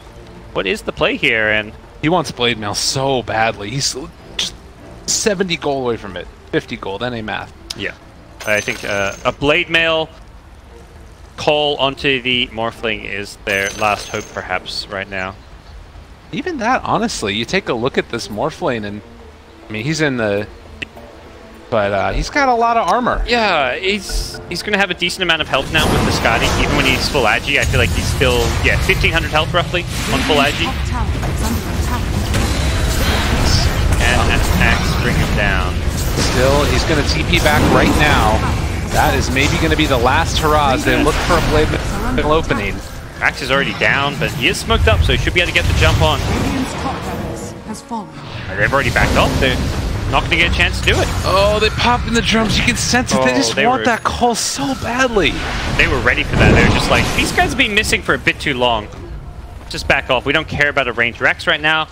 We've got the key objective, the melee racks. We can wait for Roshan. We can take their other shrine. They'll be respawning in the next 3 to 4 minutes. 28 minutes in, and Team Serenity, their very upsetting first game for them, are looking amazing in this game number 2. Yeah. The back of this Morphling. This game's getting pretty out of hand. Morphling now it's got a Butterfly queued up. The Ancient stacks. Oh, they're looking for it immediately. Fatal Pods. The turnaround. No, he gets him. He dropped him down. The second chop. They kill him off. As things were looking a bit too grim for the Radiant side, they show some signs of life. They get 3 kills out of it. Morphling has no buyback. What looking for can more. they do? They found a 4. PYW, he's gone as well here if he's not careful. Maybe they have a fit. ZYD's getting chased, but SRF doesn't get him with the blink. I thought that he had time to get off. I mean, because the rock came in, right? Like, what was stopping him? Just too long of duration? Just the call with the Blade Mail. It's a 3-second plus duration, and just got blown up during it. Kills himself on the Blade Mail, and perhaps a small little lesson that he may have to sit on slightly higher strength against this Axe Blade Mail. That is the one way IG can win this game. Killing this Morphling using Blade Mail. And I think that's where Team Serenity, you know, just tell your Morphling, dude, it's okay if you do a little bit less damage. Just, you know, sit on like 20 or 30 strength instead of 0. And it is crazy how quickly they're back again with these blood stunts talking about it. So, ready to possibly fight again if they want to. Morph has kind of done just that. He's now sitting on 20 strength. Radiant's bottom tower Just to make sure he has that little bit of a buffer, because he was close to surviving there. It was just ever so slightly enough damage. He goes back down to 0. I think it's because he sees the axe, that's why there's an observer on top of axe, but anytime he feels like the axe could be jumping him, he should be putting some points into strength. It's definitely a mistake not to at this point. Have another smoke here? Huh? Movement over from the Undying might signal to them that a smoke is coming, and in fact they're going to be... Roche's respawn very fast. Scary. Here as well. Do they try and bait out one of these Morphling illusions? They could go for it. Bottom lane, meanwhile, Zinkyu's an aggressive duking it out. Oh, but the T5 will pick out. They take out Undying. Yeah, there's a jump forward as well. They're already on success as the waveform jumps forward. That's TA done. No buyback, 80 seconds, and Roche gets the call.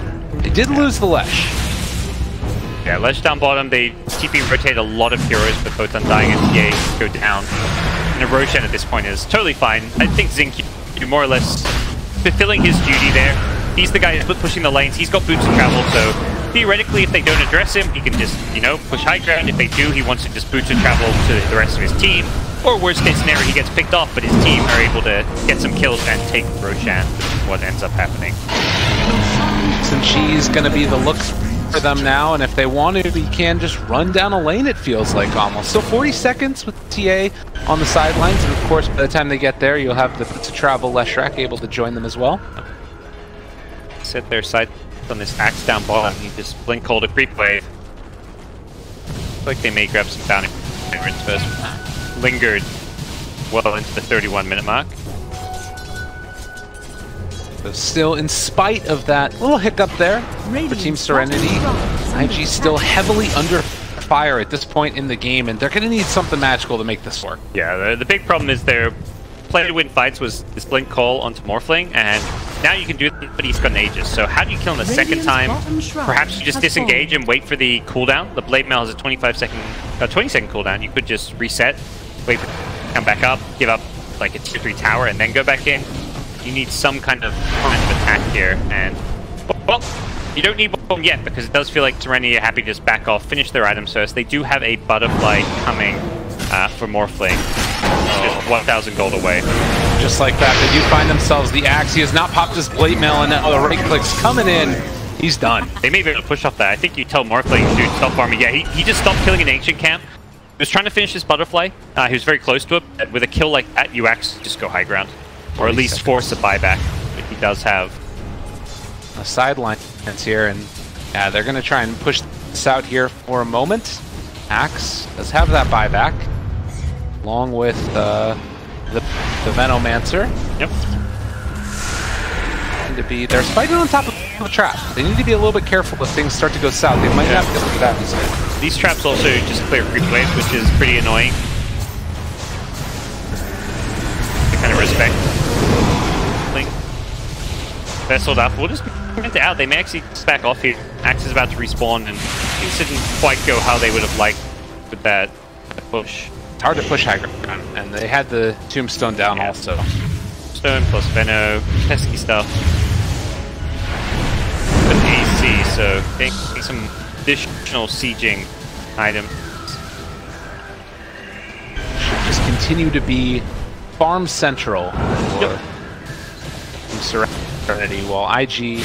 I mean, what's the game plan at this point, right? Like, things have not gone the way they wanted from the very get-go. So Morphling's like kind of close to peaking, which is where you're just telling your team, like, let's just hold on and see what happens.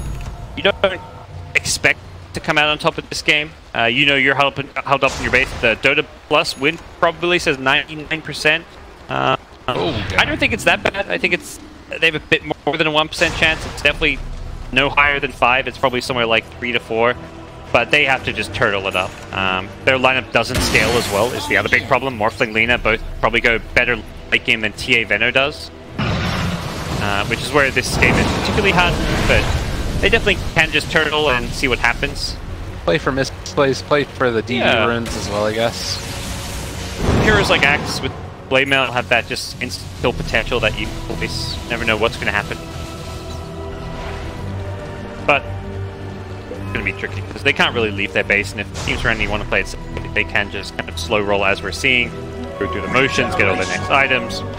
Minute and 20 left on Aegis, maybe time for them to go for that high ground push now, see if they're ready for it. Leshrac just finishing off Shift Discard, and I believe that should be all the items that they're waiting on. I want to say this, we'll see here, they're going to smoke up. Alright. Eventually see if they can find a pick off here. They're going to walk forward into the base, actually, just prepping for this, and they found aggressive. Not expecting to get hooked from behind, but he is instantly going to evaporate, and Serenity in the base, looking for more now. They do have an Axe Call if they want to use it, but make sure it's that perfect one. They also stole the waveform. Axe looking for his opening here now. Is happy to get going on right now. 30 seconds left on Aegis. Here's your IG, you just try and time it so that you go with a stage 6 firing. Or calling the other side of it, they're blowing up the Lina. She's already dead. Back up in 20 seconds. Can they get back into here in time? There's the stun on to 2. Xinq doing a lot of damage as SRF is starting to fall down low and will eventually die. 3 dead on the side of IG. The only one left is maybe one more call from the Axe, but he is getting it broken by a zombie. Pretty emblematic of how rough this game is right now. They just steamrolled through them this game. They had such a good early game. Never looked back and force a Game 3 decider. Oh, it was just about to expire as well, but the game done. Just a little bit of salt in the wounds right there, but my goodness, Team Serenity, I have got to say, these guys are very, very entertaining, if nothing else. Yeah, they do some unique stuff with their drop.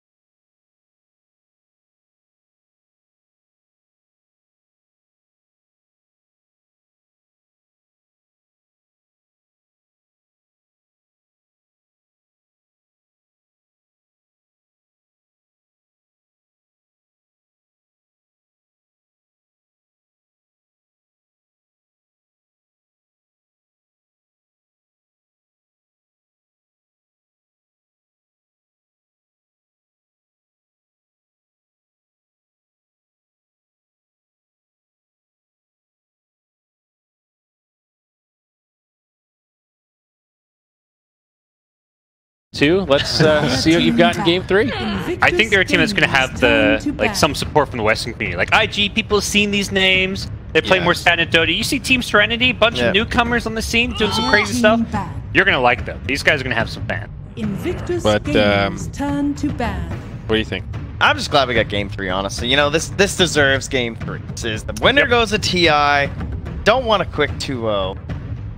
Let's get to something nicer. I was surprised how that last game Did I went. say My it backwards there? Did I mess that You up? did, but it's okay. My bad. We all So let it I'm looking go. at it. Yeah, you guys all looked at me and you were nice. You should have just said, "Hey, bro." You know come on. it was the other way. It was the other knew. way. I knew. That's why I caught you it. knew, so I just let it go. Okay. You know, I'm not going to be lying. I was You know not what I listening did? to you. I was not listening to you at all. It was You like, son of a bitch, lyrical. It was like the duck. I let it just roll off the back, man. You know? There's hate in your life. Any negative vibes get you down right off the You back, man. actually just bulldogged me, man. I'm Did really I? hurt. Yeah, I'm that was. sorry. Did you see that clip? No, I didn't. Oh, okay, well, some people got it. Now I know how But, Nahas I'm compared to a TI champion. Feel pretty good about that. I think it's already begun. What, The the draft game? there. Oh, yeah. They're actually Okay. already in there. If you want to take a look at 10 seconds some of these bands and picks. Ooh, and interesting stuff right off the 5 bat. seconds It is remaining. Mr. Clockwork. Spoilers for Team Serenity. They pick it up. my And me, God. There it won is. both games. There it is. Easy. Good hero. Sure, why not? They once again banned these PL Morana, Wind Ranger, these heroes that killed Tombstone. Now they're going to pick the Tombstone again in the first 2. What about Elder Titan as well? Yeah. Is that a little bit of a question mark? Yep. Warlock too. Thought he did exceptionally well last game. You know, if you're ever worried about your early game, having that Warlock certainly seems to help. Those heals try and keep you farming in the lane. Those early fights, a well-timed heal can certainly save you. And then level 6, you know, they won some pretty clutch moments because of that. The Elder Titan actually was not banned last game. It's not touched at all. Yeah, I So- think we got both of the 4s early, right? We had the Yeah. Undying picked up and the clock, so it was just kind of ignored. Definitely something to remember. Lesh Sand King could be the option. No, it's a switch. Yeah, and again, the clock's already there, so thinking Elder Titan becomes kind of don't really necessarily want to pick the hero into Clockwork. But Lesh Tusk, what do we think about this new combo? Obuka wants to go to TI, babe. Saying, yo, give me one of my heroes. Give me the old classic. Yeah. Little aggression, little bit of defense. It's not a Ricky or a Monkey King, but I will accept it. Like a bit of hybrid with like the Sand King, but the same with the offensive potential. Ooh. Well, a hero that Tusk does not like to play against that much, the Silencer. We did see Silencer earlier tonight, and boy, was that a cool Silencer game. 62 stolen int by the end of it. I'm trying to remember who actually played it, though. Was it Serenity? XCJ. Oh, you're right. Look at these names. What is it with the letters? Look at These names. XCJ. 3-letter names. Alright, so have you guys been saying Pi? What do you Yeah, how do you say PYW? PYW? I say Sand King. I said PYW. Try started calling him Pi, and then it kind Yeah. of stuck. Just PY and then silent W. I just dropped the Isn't W. it Paul? Paul? What? Yeah, I said Paul. It's initials. I just gave him Paul. What? It's not actually Paul. No, I meant PAW, like an animal paw. Oh, like the Y is supposed to be an A? I Why- how would you don't think deduce it that? is. Yeah. I thought you meant like daddy, like paw. P-A. Pa. Yeah. My Hey, pa? how you doing? He's No, the I don't- drafter. I don't know What we if he's picking Paul. here, Pa? Which one of them heroes am I gonna play? No, I don't know. We'll I have to- don't think his voice sounds like We're gonna me, though. need That's to the one phone thing. Jack in on Hey, this don't one. you go assuming. You That's don't know true. anything about this It's guy. probably just his initials, dude. I'm telling you. We're probably really overthinking it. That's a good call. But you're right. It was XCJ that played the silencer. It started as kind of a support silencer, and then by the end of it, he was clicking like a core. He was involved in that game. Was actually really impressive. He had the most assists and the lowest deaths in the entire game. So That's crazy. Pretty impressive. I think it's always been a thing in 10 seconds China. The remaining. 3 letters don't actually often stand for something. It's just like It's just a thing. popular 5 seconds common thing remaining. that they give themselves these nicknames. Like I do the same thing. XXS, SRF. Yeah. You go way back, like players like QQQ. It was just always Invictus popular. Gaming's turn to pick. It's just a thing. And then SCC. Is it one of those up them. things like XKCD where it's intentionally done like that so you can't make it a word, you can't shorten it? All of their names you can't shorten. That's true. You know what I mean? You Possibly, yeah. have to say the individual letters or you're just missing part of it. That's true. Are they on that level? They're There's on no that- phonetic to it. Yeah. Maybe. 10 seconds remaining. Ahead of their time. SCCC is the worst of them all, Yeah, honestly. yeah. That, 5 seconds and he remaining. had to go and get good and actually get on a team. That's what I say. Share with KP. I say you know? SCCC to spite him. Yeah. It actually takes longer to say that, I think. Also, I know, sometimes. exactly. That's the funny part. Yeah, but every time I say SCCC, even right there, I count the C's in my head. Exactly. I can't help it. But if I say SCCC, I can just say that like it's That's a it's good its own point. phrase. Definitely. But you know, what are you gonna do? Man, we have such a hard life. You know, I that's know. the biggest problem in our lives. You know, Yeah. when that's what you're complaining about, my God, your job is easy. It's so world hard problems. to say this one guy's name. I gotta think with my brain. I know. That's true. Well, I remember one time at a Star Ladder, we did a panel with IX Mike, and he was super impressed that we could do it without looking at the names, like a list of heroes, and still suggest picks. He's like, dude, I have to see the heroes or I can't do it. I'm like, that is true, though. From a player perspective, you're always looking at all of the heroes when you're in the picking screen, and that's something as casters, we never get to see all the heroes. It's just, okay, they've picked 5 of the, 110. 10 seconds Sort of a cool, remaining. pat yourself on the back. You know a lot of heroes, bud. Wow. It's like, you know, Thanks. if you had to list like all the Pokemon from 1 to 150, could you do that with Dota heroes? You know, I think most of us could get Definitely with Dota Heroes. I could get like 80 to 90% at least. How I long think. would it take you to get like every that. single Dota hero? I'm that, sure I like could. that game? What is it? Zipple or I forget. Sounds like It's a like where you type in I the feel like if states I was given 115 slots, I would be able to write Okay. them all. yeah. You know what I mean? There's an app for that. It's like Okay. things like states and shit Yeah. where you write and it times you for how long you yeah. can get all of them. Nice. Yeah, I think most of us could do it. It might take a little while, Yeah, like half an hour or definitely. so. You just to have to get keep all of going them. like, all right, what am I missing? Oh, okay, that thing. And be like, It all would right, be what those are all the last position few. 5s? Yeah. Did you guys ever have Yeah. like field day or something in school where we had all these challenges that you had to do as like a class against other classes? Yeah, like where they would give you a basketball to shot put because they Right. wouldn't just give a shot put to every Right, single exactly. class. Yeah. So this could be like the Dota version of that. We could do this at the hub where we have like different groups of people and they have to all like, all right, I'm gonna do the guessing all the heroes challenge. And the one's like the 1v1 mid people. Yeah, here it is. I like Sporkle. this. That's it. That was Instead, we play Tower. Ah, Sporkle. There he is. Probably talk about this draft a little Yeah, what do bit. we got? we have IG It's picking all up the Dai same here. heroes. That's true. It really is. Yeah, it's a death prophet not picked by IG. Oh, That's what? something a bit different. True. Revolutionary. Yep. Not a revolutionary pick by any means. Every game though, 10 they've done seconds something weird, remaining. right? So I'm wondering what is the weird Here it thing is, dude. with DP? There's the app. 113. 5 Play the quiz. We can seconds totally do this later. Dota 113. heroes? It's missing Oh. Tango and It's missing Dark a Willow. couple. I'm So- already ahead of the game. Nice. I already beat the Congratulations. quiz. This was made in 2014, so well done. It's probably missing a few more heroes, to be honest. But anyway, we'll put that in the pocket. Morphling again. I think they see it as an Undying counter. What I feel like we've learned throughout the day against this Undying pick is that you need to address it with at least one of your heroes being able to kill the tombstone, and in this case, create your own tombstone. He's just such an incredible hero too. Like I feel like the good Morphling players just love this hero right now. 10 seconds Heroes remaining. during a team fight. That's insane. No one else has that. 5 seconds Closest that you can remaining. come is Rubik, Dire and team even that battle. isn't really like the same because you also have like the juggling aspect of it too. Look at that respect to the Yeah. king, queen of pain. Wow. They know. They understand. They're like, oh, they could use an Orchid Builder versus Leshrac Brewmat. And they could use a Blink Dag on 5 builder. Yeah, sorry. What was I thinking? My mistake. Blow up that Brewmaster before he ulties. Make it silent. That's 10 too seconds too remaining. basic. Then it's just coming eventually. Why not just kill him? Wasn't the silencer thought of it for a while as a brew counter? Yeah. Oh yeah, sure. I mean, any kind of silence is pretty good against him. It forces him into an early BKB, which he usually has to get anyway, but it just makes those early ults. And then they pick That much DP after harder. too, so he's just kind of, you know. He's And having it's a against a tough time. Clockwork, which is also why they consider to be a pretty decent Brewmaster counter too. So So they want an off laner 10 here. seconds remaining. Is it a position 3 clock, and we're looking for?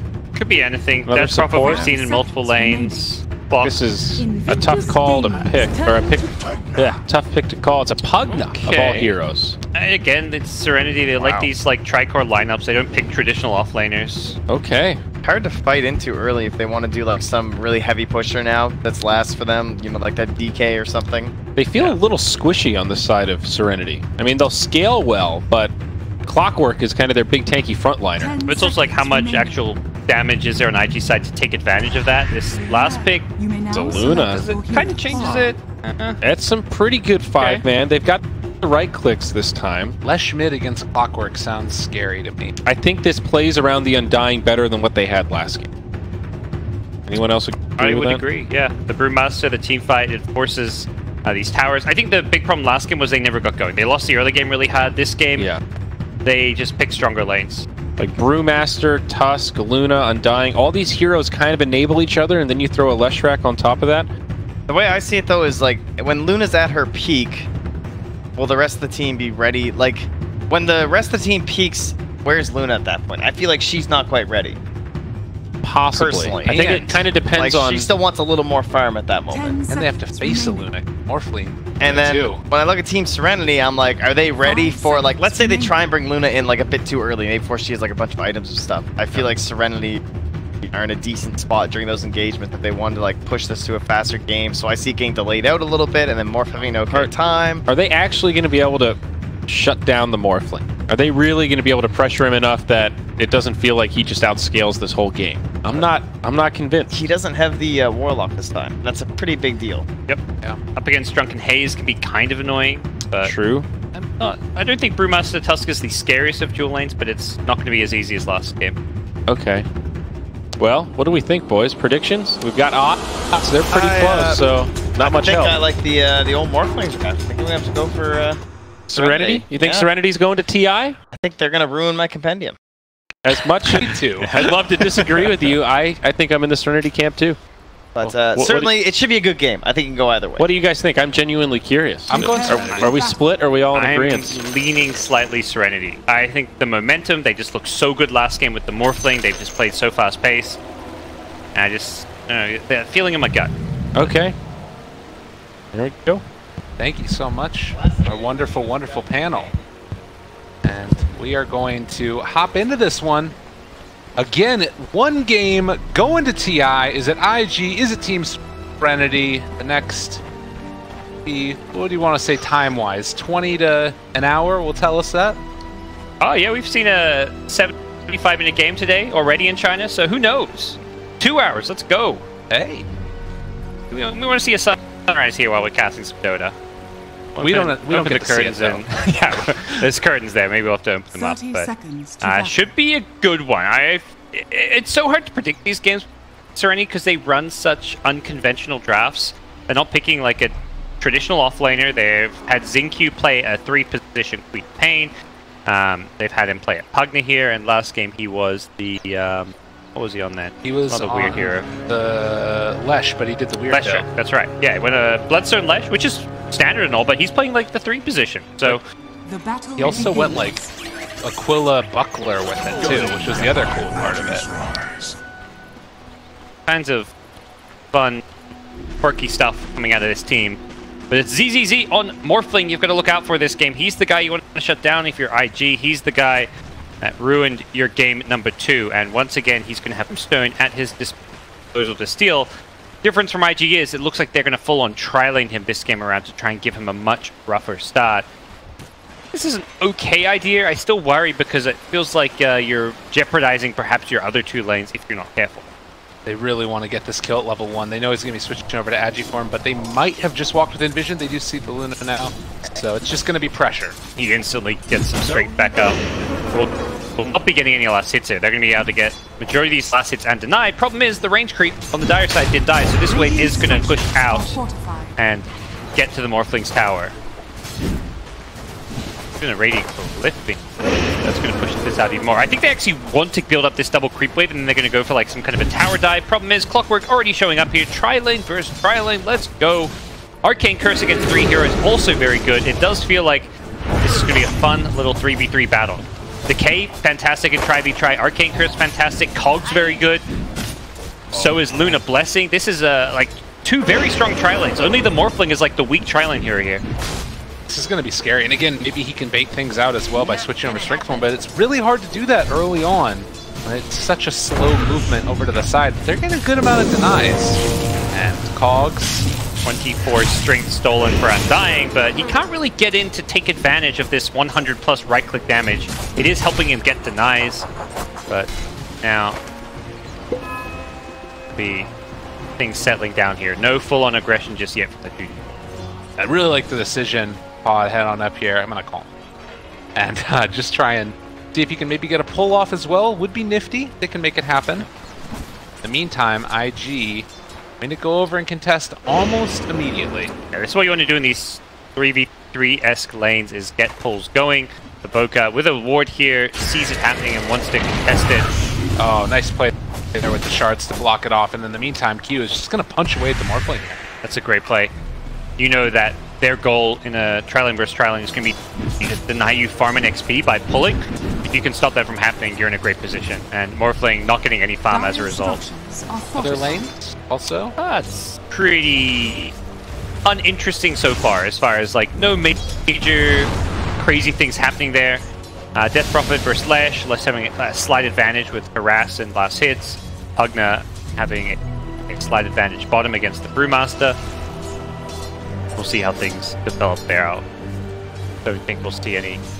Perhaps like some kill potential in the mid lane, but probably nothing crazy happening in this place. Well, and the Clockwork here trying to contest for this pull as well, although they are going to be able to get the Wildwing Ripper over to it. That side pull, that's going to get the wave further back. Dire Wave got the small pull, but experience-wise, just now hitting level 2 on Clockwork. Meanwhile, IG, 2.5 on a lot of their heroes in their trial lane, so they're going to be getting perhaps a fast level 3 here. Maybe you can as well see Serenity try and farm up this camp while it's happening, because they're going to have access to this large creep. Snowball forward here on to the Silencer. Arcane Curse on the 3, still taking some damage there. First Blood going to be drawn. Meanwhile, Morphling does still hold on to Waveform. It's going to be a little bit of damage trade over Waveform to the Hagrid. The Boca's just baiting him there. The Tusk had 7 sick charges. He almost wants it to go on him. And this is a tri-lane versus tri-lane where lots of spells are being spammed, so having Magic Stick is king, and all 3 IG heroes have it. 7 charges on a couple, 4 charges on Luna. Dire side, similarly, also have Magic Sticks, Silencer and Morphling, but Silencer needs to be careful not to get caught out of position like we just saw. To be very cautious about how he places.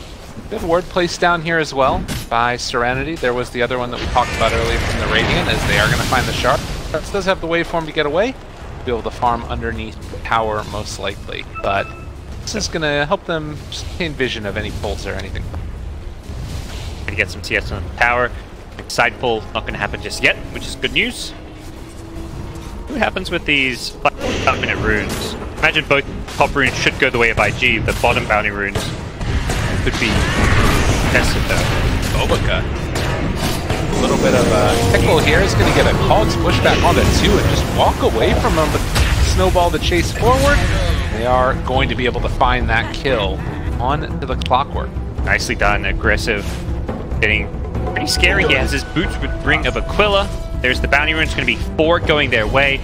Fortunately for SRF, he doesn't have money for the bottle, or he could have used the bottle charges and then refilled it. So close. He does get the money now after the bounty rune. Tier 1, okay. Huh. Just wanted to not miss the experience from those creeps, fair enough. You there again, just going to get pushed back, trying to drain away whatever mana that they can. If you take a look at the CS so far, it is a lead for Luna, not insurmountable. And bottom lane, Sarf getting low there. This is going to be some decent damage onto the tower. Yeah, he's going to fall back to his shrine, but while he's doing that, tower is going to get pummeled. May want to glyph it with one of the next blasts that comes out, although it doesn't look like Pugna wants to use it. Back at top, trouble, waveform and everything. Did ZZZ overcommit though? Doesn't look like it. Oh yeah, I thought you meant the dying overcommit. They were able to take him down pretty rapidly, and as soon as the Tusk leaves, that's what happens. Damage rune now. Boca pinging it out. This one to the Lesh. Both he and Leshrac have a bottle. I think this is a bit overkill, getting this double bottle. Tusk can only really refill it on the bounty runes. 3 bottles overall by IG. Wow, yeah, that's definitely too many bottles. This Tusk bottle definitely the unnecessary one, particularly for a hero that 660 gold early on is quite a lot. That's boots money, that's earned money. Not the worst, like for the sustain aspect, but it is just a bit inefficient when you've already got these other playing field. ZZZ trading hits again with Q, and as these levels have gone up, we can see that the laning stage has sort of settled out a little bit. Still favored into the IG, but it's not as bad.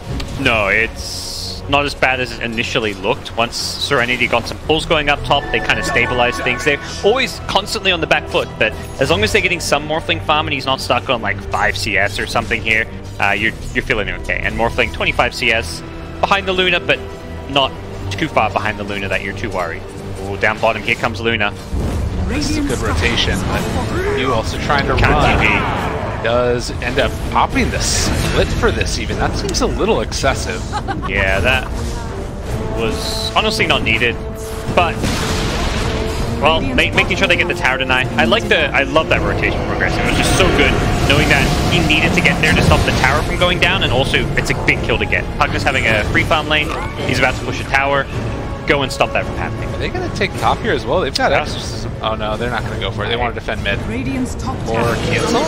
Cancel, yeah, that's it. I think you look to trade tier 1s here. I mean, it's not even a trade. Aggressive has got no chance of pushing bottom tier 1. I think you would just potentially get this kill. He just used the Lucent Beam. It's going to be... Okay, not too close. 160 health, still survives through it. But again, you see up here top, they use the Exorcism with the rotation and ZYD, and they're probably going to take this tower.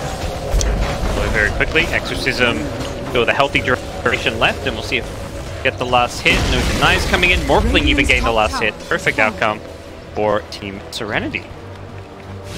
Are so good for them, and yeah.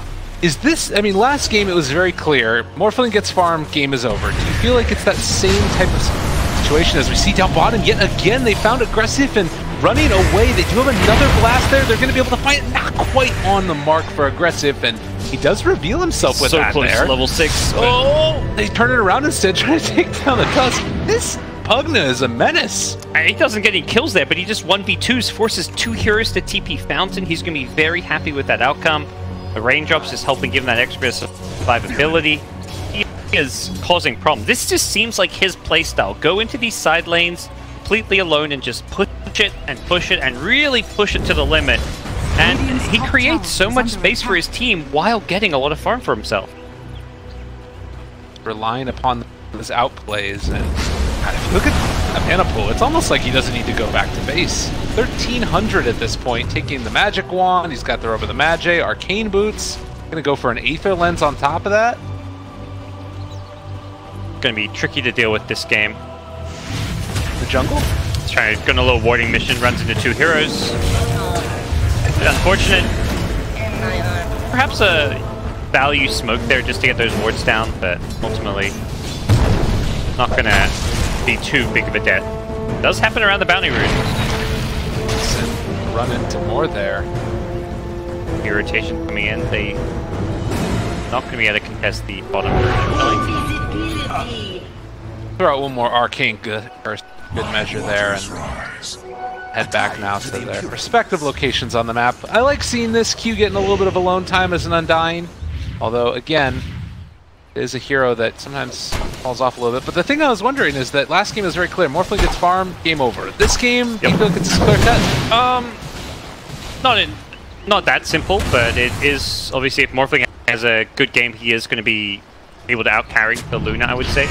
But the 5-man from IG can be pretty scary. What I thought. Look at this now. They hook shot in. They've also got the Death Prophet coming from behind. Has the Exorcism going. They bring him down in time. They do manage to kill off the Clockwork, and now Death Prophet in no man's land. Just going to get destroyed. They brought more coming from IG, and they will manage to take down 4. Aggressive was in the perfect position for the Eclipse, flanking in from behind. No creeps to tank any of the damage. Just cleaned up 1,800 hero damage dealt by the Luna, thanks to the Eclipse in the end there. Flesh Golem amping it all up as well. Very well played by IG, responding to that Team Serenity aggression. Well, 11 minutes in now, and the first Exorcism, very beneficial. The second one hurt a lot. Yeah. It's going to be about 1,000 gold lead. Big change, almost 2,000 gold. I don't know how much that sets them back, but definitely feels like IG's happier. They're kind of playing with limited vision. Because IG got their wards down first, we're seeing this Clockwork really struggle to move out on the map to get his own vision. He's always getting scouted wherever he goes. That kind of first mover's advantage where just getting vision before your opponents is going to give you a big edge. Really feels like they need to maybe use some smokes or something to get that out, but right now, XCJ on the silencer is just looking to hit his level 6, get global silence, because if they had a global silence there, that could have been a very, very different fight outcome.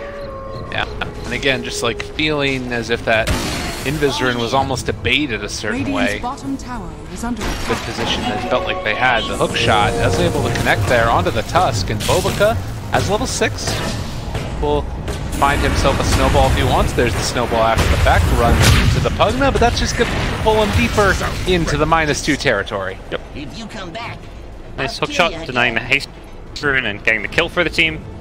Does reveal there's a ward somewhere in the neighborhood, but Tusk may not know exactly where it was. Notice kind of an interesting build on the Brewmaster. No points in Drunken Haze.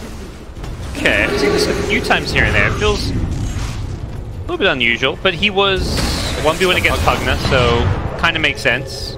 Still feel like there is some value in the single point, but this spell has been nerfed quite a bit. The level 1 Drunken Haze is a lot worse than it used to be. Again, Serenity sitting up on their high ground. Level 5, they're close right now. Getting that global silence up and online. Again, it's 4 heroes mid, while the Morphling is able to farm away. Going for that Morbid Mask first. Yep. Same build as last game, different order. He gets the mask before the Dragon Lance this time. Last game he had the Dragon Lance into the mask because he wasn't being harassed, but this time he wants the sustain. The mask allows him to farm jungle, gives him just that health regen, play around local silence with a hookshot. They want to fight this. Able to get it right on time, and they do still have the boost, which they're going to use now. The silence is still there onto the Tusk. He is going to die, but CJ running away. Tombstone, 2 on 2. They're able to make that one work. They're trying to blow through it as quickly as possible, but they're losing it rapidly. PYW getting away from them for the moment. The jump forward. DZ going crazy right now. Very low agi, but Q, they end up losing him. Aggressive. He blows him up. Made the play. He will pay for it. Yeah, that's still a heavy defeat for IG. Great team fight. Morphling showing up with a Tombstone. This is a great part about Morphling against Undying. You don't just have to sit back and farm. The second these 5v5 team fights break out, you have Undying's best spell at your disposal. And we saw there, that Tombstone just destroyed IG. Yeah, 14 minutes in, and this is not the time that you would anticipate a Morphling being capable of farming. Even though he dies right there, you look at him, he's still sitting pretty high up in the net worth, and all of these heroes are. And as we've spoken about before, the hero that can carry if it gets to the late game. Going to be optimizing once to get into this right click build, it seems, which should work just fine. You can also take over that Luna form later on in the game if you want to. That mid game area. IG's next move is going to be, it does feel like they're the ones who want to play kind of cautiously, but at the same time don't want to just sit back and let this Morphling farm. Their Brewmaster ultimate being on cooldown does limit their options though. Got it. 15-minute mark now. We see a couple of bounty runes traded off. There's still one sitting over here. We'll see if Serenity decides to take it. Oh, they are hunting right. Pugna and Clockwork ready to go. These Radiant defensive wolves in this jungle though, so they seem to be fairly aware that they are safe in the top lane, aggressive. Pushing a tier 1 tower. Dire's top tower is under attack. Get this without any immediate exchange from Serenity. They are setting up to go for this tier 2 bottom, scouting behind. Does start rolling in. Some Ogre. Found it. Immediate thought. Yeah. Get him. There is going to be the Arcane Curse connected onto the ledge. He still should fall here. Get within range. Up the ward down. Global silence to follow as well. They're immediately going to buy back the dust. Do they really want to fight into this right now? Exorcism hasn't even been used yet. These TPing in. Or is Splitter able to hit on the 2? As XTC going to be pushed back as well. There's the dual sister lift up as XSS does lift, but that jump forward. They find it with Smorfling and he might die. Over. He's getting to very low key to lift through this. Trying to get himself out of here, but he's still living. How aggressive. He's happy to climb the long duration stuff, but he gets clapped to death with one last hit from the Brewmaster. And meanwhile, T-Walk is in trouble. He might end up going down. The shards, they don't block him off. He falls as the last second snowball. Do you really want to go into this even further? The silence, he can't get it off. It looks like he might end up dying as well. Death Prophet. Even though you got this morph, you gotta be careful about the Ghost Lady. I don't know if that's worth it in the end, giving ZYD a triple kill, getting the full team wipe. Definitely a huge confidence booster for Team Serenity, who just win a massive team fight underneath the tier 2 tower. They take the tower as well. All of a sudden, this game just gets blown wide open in Team Serenity's favor. They come out massively ahead in gold from the team fight, but it still looks very, very good for them. Yeah, I'm not sure. I'm not sure if the fight recap shows the net worth of the tower also going down there or not. No, it does not. So that's another thing. I mean, if you look right now, it's about 2,000 to 3,000 net worth lead for them. But there was a Tusk buyback as well in that fight, so that kind of chipped away at his gold a little bit. Definitely worth it in the end. You got to help make sure they get that couple of kills at the end, even though he does die. But very good result. The big thing there, Serenity didn't actually have morph at the start of that fight. If they did, he could have morphed into that Untank on the Tombstone very early on, but it was on cooldown at the start of the fight. Did not have options to play around that, but we'll have that for the next fight that is going to be coming Serenity's way. Oh, and yet again, the Bash brothers looking for an opening here, but Yank Squad will not connect this time around. Clockwork build going for this hood early on. Might decide to upgrade that to a pipe later. Pretty value pipe game.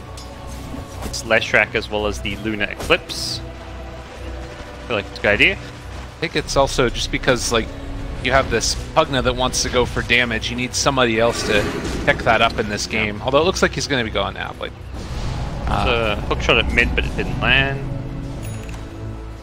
The Undying, who feeling like he's having the best time. Seen a couple games now, Q, against this Morphling. Feels like he can't keep his tomb alive, and he's giving away the tomb. You just can't really avoid with that Morph cast rate. It does have a haster in here.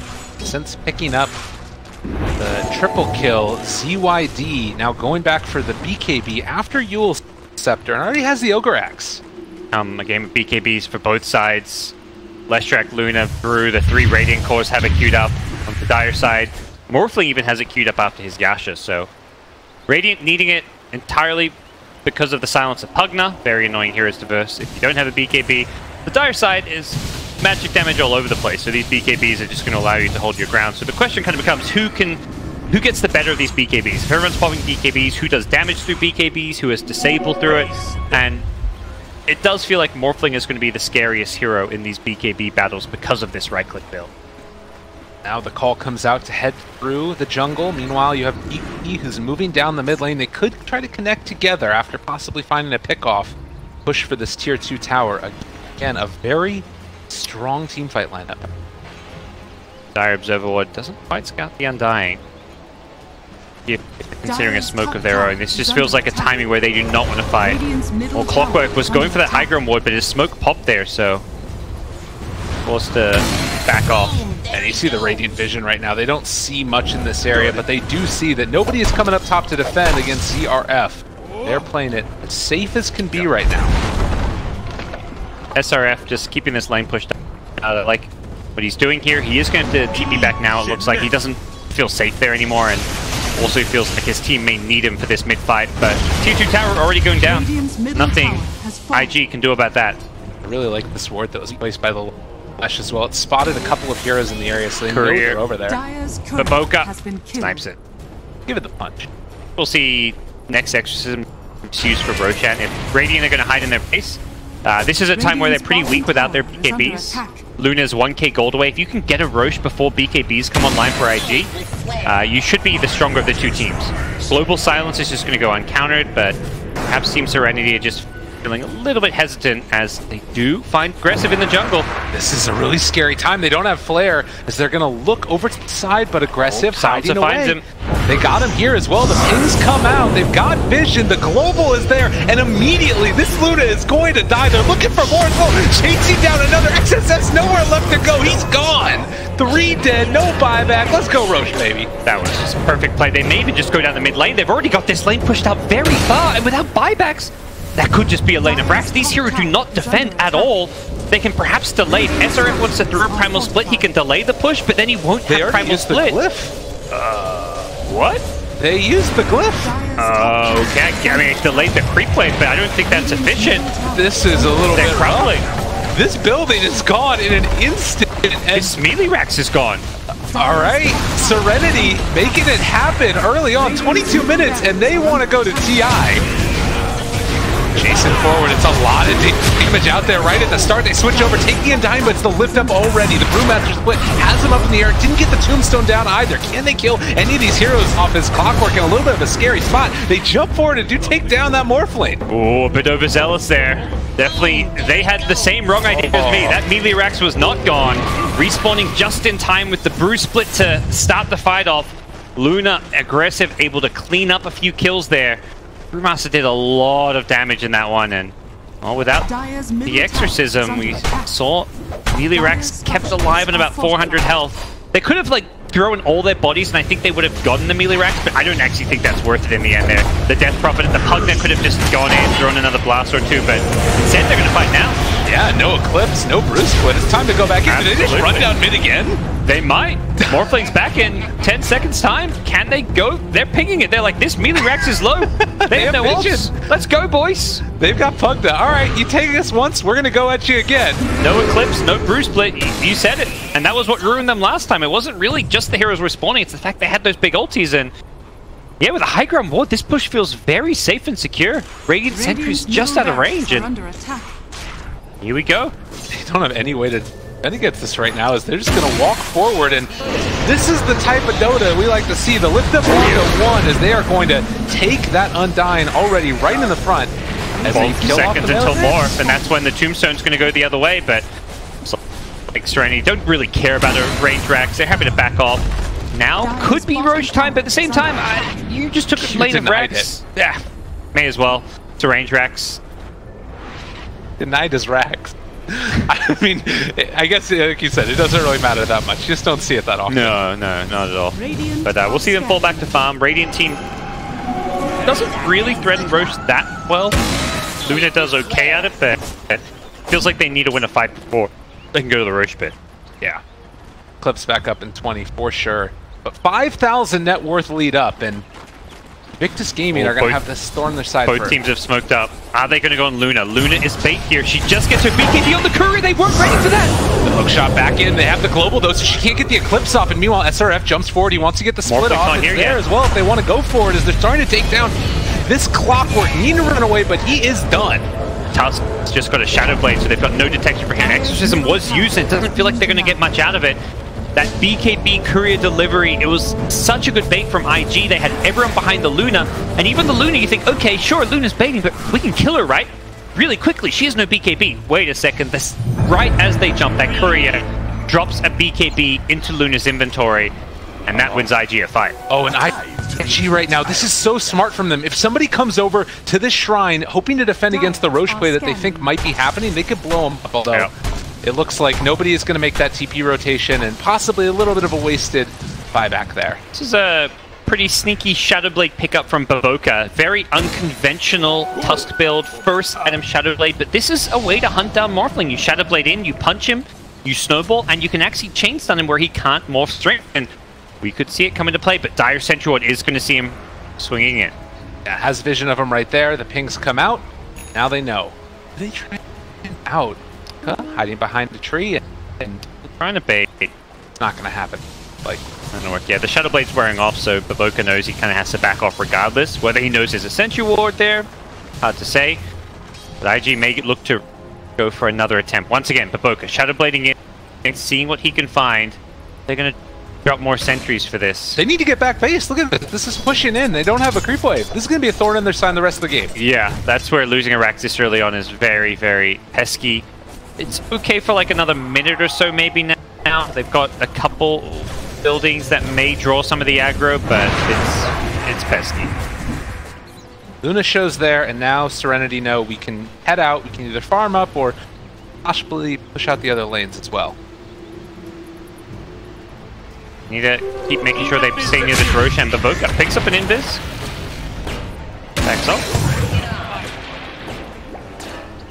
Taking the hook. He wants to go for it there. They jump forward. This is a little bit crazy. The BKB comes out as well as Morphling is starting to lay into SR up. They're going to take down the Tombstone right at the start of this, and this is not a fight anymore for IG. The hook shot, they chase it forward. They have the global as well. They got him caught. Can they kill him off in time? They're going to end up turning this back around. They have the Tombstone down for the Dire. That's not the way that you want this fight to go for IG. And they are going to get away, though. So they do manage to escape. They don't get any of those big kills. They attempt Roshan. The DP's just thrown up in the air. Great Cyclone from the Brewmaster. And they are going to try and finish off Roshan, but Exorcism hasn't got that much duration left on. This feels way too risky. They've got to back off, and IG just kiting them. They're forcing out these Exorcisms. They're just disengaging. Luna did throw an Eclipse there, so it's ultis on both sides. It's not just an Exorcism, but Exorcism is kind of the most important one in some ways, even if both do have these long cooldown ultis. And slowly, this Luna continues to farm up. Currently has the BKB, Dragonlance going towards that Scotty. We've seen how quickly Luna can take a base if you happen to win a fight in a good position. That's right. You're going to need to be wary of. Of course, 28 minutes in now. Still a little bit unclear what the goal is at this point for Team Serenity.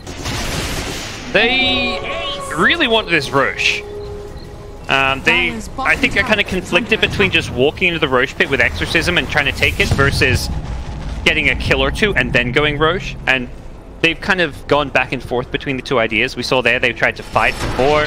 Nice guess with the hook, doesn't guess right, unfortunately. But I think they could have at some point, before the BKBs come up, just walked into the Roche and taken it. It's kind of too late for that, so now they're kind of like, well, can we just walk into Roche? Maybe not. It's a bit risky, you know? Fighting around the pit against the Brew Split, or against the Flips, against these BKB heroes is not the easiest thing in the world. Shards, a little bit off the mark there. Very speedy with this Boots of Travel build. He's going for his Dagons again. Zing Q. He knows what he likes. Yep. Oh.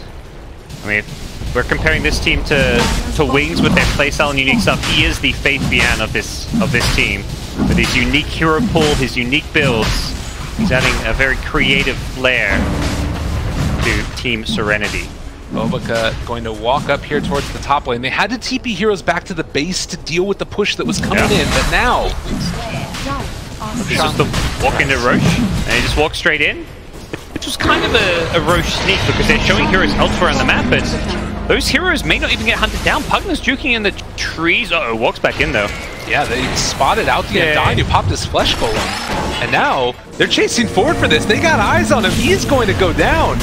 Morphling want to take the Tombstone? No, he wants to hold on to his Morph. It would have expired fairly fast, so I don't think he feels like he would have the Tombstone for the high ground push there. Rather hold on to the cooldown. Bobica here, he's going to wait until the creep wave gets over to this side, and then he's going to try and go for cutting it. But the problem is that you do have this other creep wave that's coming forward, and it's really hard to try and clear through this wave. And even if you do, their backdoor protection's still going to be disabled. They're going to glyph now, and we'll see if they can defend this push. Morphling gets chipped pretty low. It's trying to rack up as well as the tower is falling. And guess what? They also have creeps in mid, so even if they kill off that other one, it almost doesn't matter. SRF jumps forward. There's going to be the split already at the start. They're trying to burn through these to lift up on a DP, but she's kind of fine with this. We're getting pretty low here. There's a hook shot. I won't get a chance to use it. They do go down there. The rest of them backing out. And with the split down, Bobica, can he interrupt this? More punches the wrong target. Okay, they turn around with the global. They get out with some, and now it looks like CYD trying to TP, not going to happen. The physical damage was just enough to bring him down. IG keeping their hopes alive. This gold swing is going very much in their favor over the last kind of 5 minutes or so. Even with Aegis picked up by the Serenity side, they've held on, they've maintained a good level of farm on Luna. 6k gold, bites the full Scotty. Things not over just yet. This Serenity team, we're kind of starting to see a fall off of some of these heroes. The BKBs making it a lot harder for Pugna to have an impact on team fights. Silencer with the global, it's very easy just to BKB out of that if you need to. The end result is this game to go kind of a lot later. The other thing about this is Q is building towards that Spirit Vessel. You look at that on Morphling, things start to get really scary for him. no longer the free escape that we've been seeing before. But he does have an Aegis. Yeah, and that's where taking just a tier 3 tower that extra was fine for Serenity. It was just a matter of getting out. If DP successfully TPs, you walk away happy, and you know that you can go for another push with next Exorcism. They may do that anyways. 30 seconds, DP's going to be respawning. They can group up top. Racks are exposed. They've already taken mid, so there's a lot of pressure going IG's way through mid and now top lane. How are they going to look to deal with this and defend? It's a big question. Of course, IG need to get the split push going, but with Clockwork sort of off the map and playing constantly a threat, very careful. He actually has his blade mail done. That is a lot of value in this game with glaives, with Leshrac. It's like Serenity pretended to be pushing top. They left some illusions there, so it may be obvious when no heroes are revealing themselves, but they're going to smoke straight into the jungle and straight into Paul Q, who's just trying to finish his Spirit Vessel. Instead, actually a different kill. Perhaps a bigger kill, in fact. Snowball is there, but they got him caught. This is a huge one for him. This is the save. Yeah, I think you'd rather this one than the Undying. The Undying Tomb you're not too scared of. Not going to instantly turn it into a push, though. It's a 40-second respawn. It does look like they're just going to take the shrines instead. So you want the stone there for your own usage, to be honest. We've seen that definitely be the case. I wonder if you might start morphing into the Luna, particularly when going for the push, being able to go back and forth between Luna and Morph Form. Sounds pretty nice. Kind of like I think debatable which is better at this point. Definitely up until now it's been almost always the Tombstone. Yeah, because you've got that longer duration too, so conceivably if you win a fight you can stay Luna and then it's really good. But it just kind of this courier. It kind of increases your health pool too, because you can like do all this damage and push with Luna, get low health, and then morph back to your true form, and then you're back to full health. He's just going to drop the Tombstone there and go for the barracks. They don't have a great answer for this yet. The BKB as well. They want to use it. Aggressive going forward. They've already got the global silence that's coming out, though, to interrupt this and turning their sights now. Under this Looney's going to run away for the moment. SRF gets the split off as well. They need to focus down this building before they start to get lifted. And Snowball. He's low on mana, but the Aegis is already down. Snowball to turn this one as well. Boatman came in the backside of this, but he's starting to get completely destroyed here by the DP ulti, and everybody's out.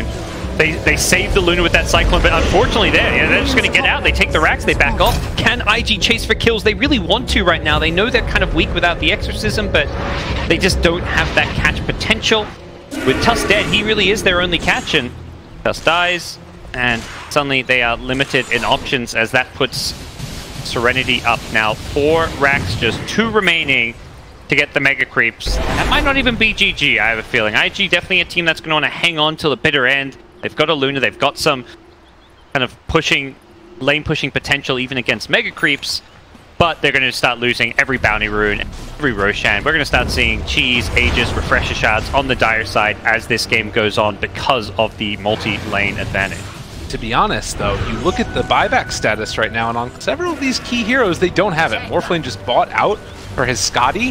The Pugna keeps on upgrading his Dagon and not having buyback. You know, some of these things that other teams might be a little bit more conservative about. We're seeing the very open from Serenity with it, although there's a DD bottom also.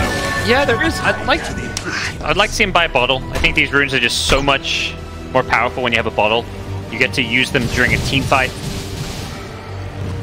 Maybe eyeing off his buyback right now, but he could have just get his teammate even to pull him a bottle. Just be like, hey, where's my support? I need a bottle. Mr. Silencer, hit us up. One of the few ways you can kind of pull items in gold. We've seen teams do it with like Sentry Wards to their carries, but you can do it with bottles as well. And these late game bottles for a DD, mostly so stat based, he gets extra value from double damage rune. 36 minutes in now as Serenity are completely controlling at least this section of the map. We're seeing IG still get out there pretty effectively into the dire jungle, blocking off camps where they can, getting vision wherever possible, but bottom lane there's a push coming. Exorcism is back online and they are ready to actually force things here. I love to see this.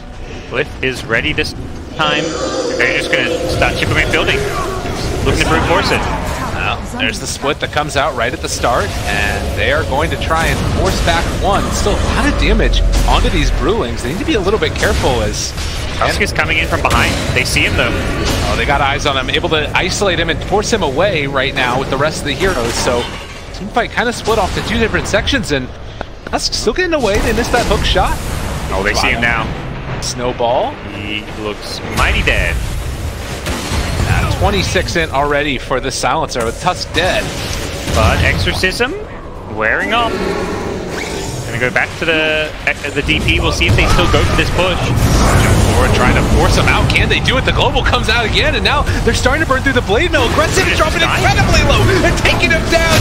ZZ is taking them down one by one. Bobica's there as well. Q is taking a ton of damage. They drop the tombstone for themselves, and with everybody falling, can they kill off any of these other tiers? ZRF, no life left.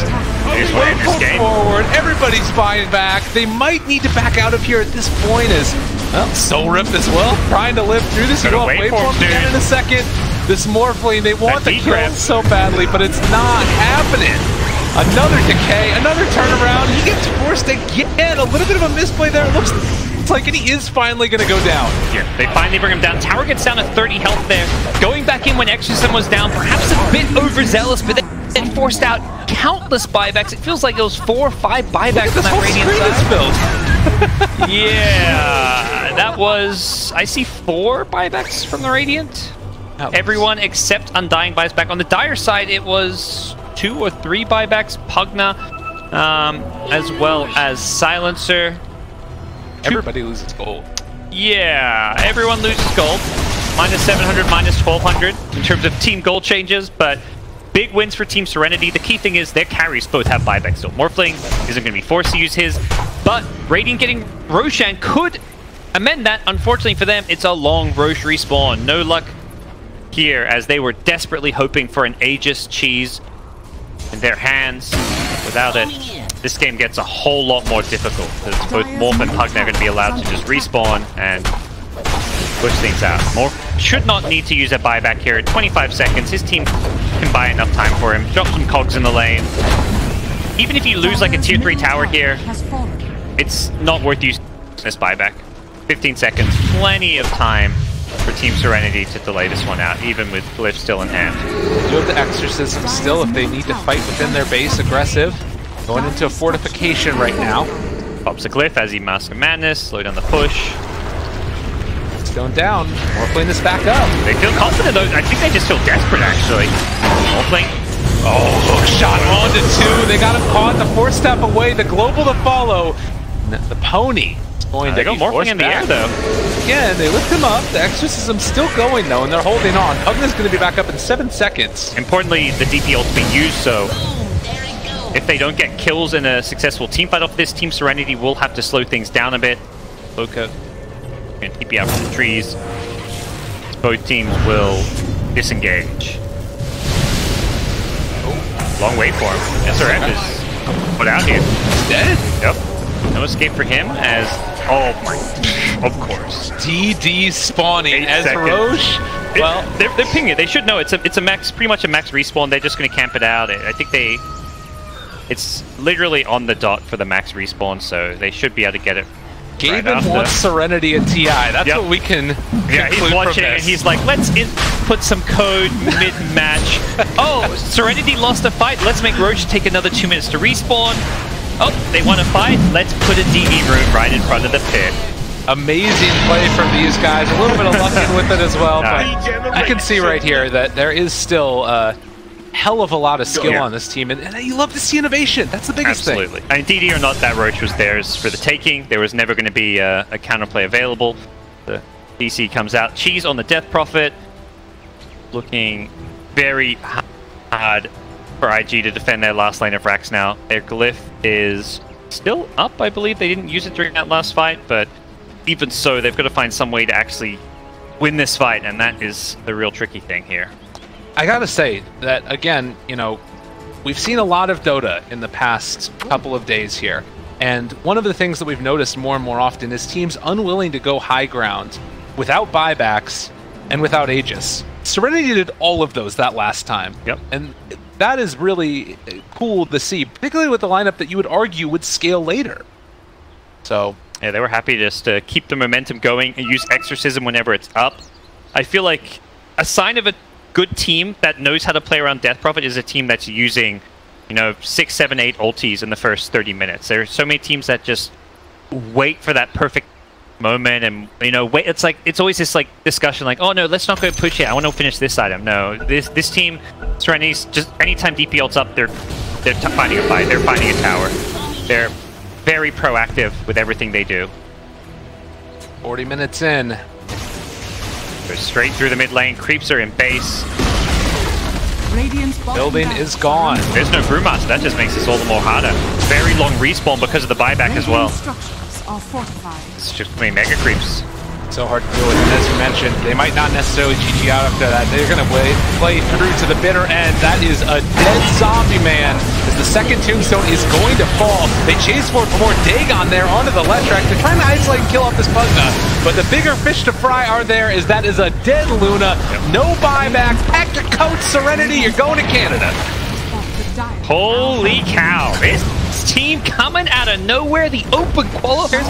Every year it feels like there's some from China in the open qualifiers who just will catch people by surprise. We had CDC in the past, had countless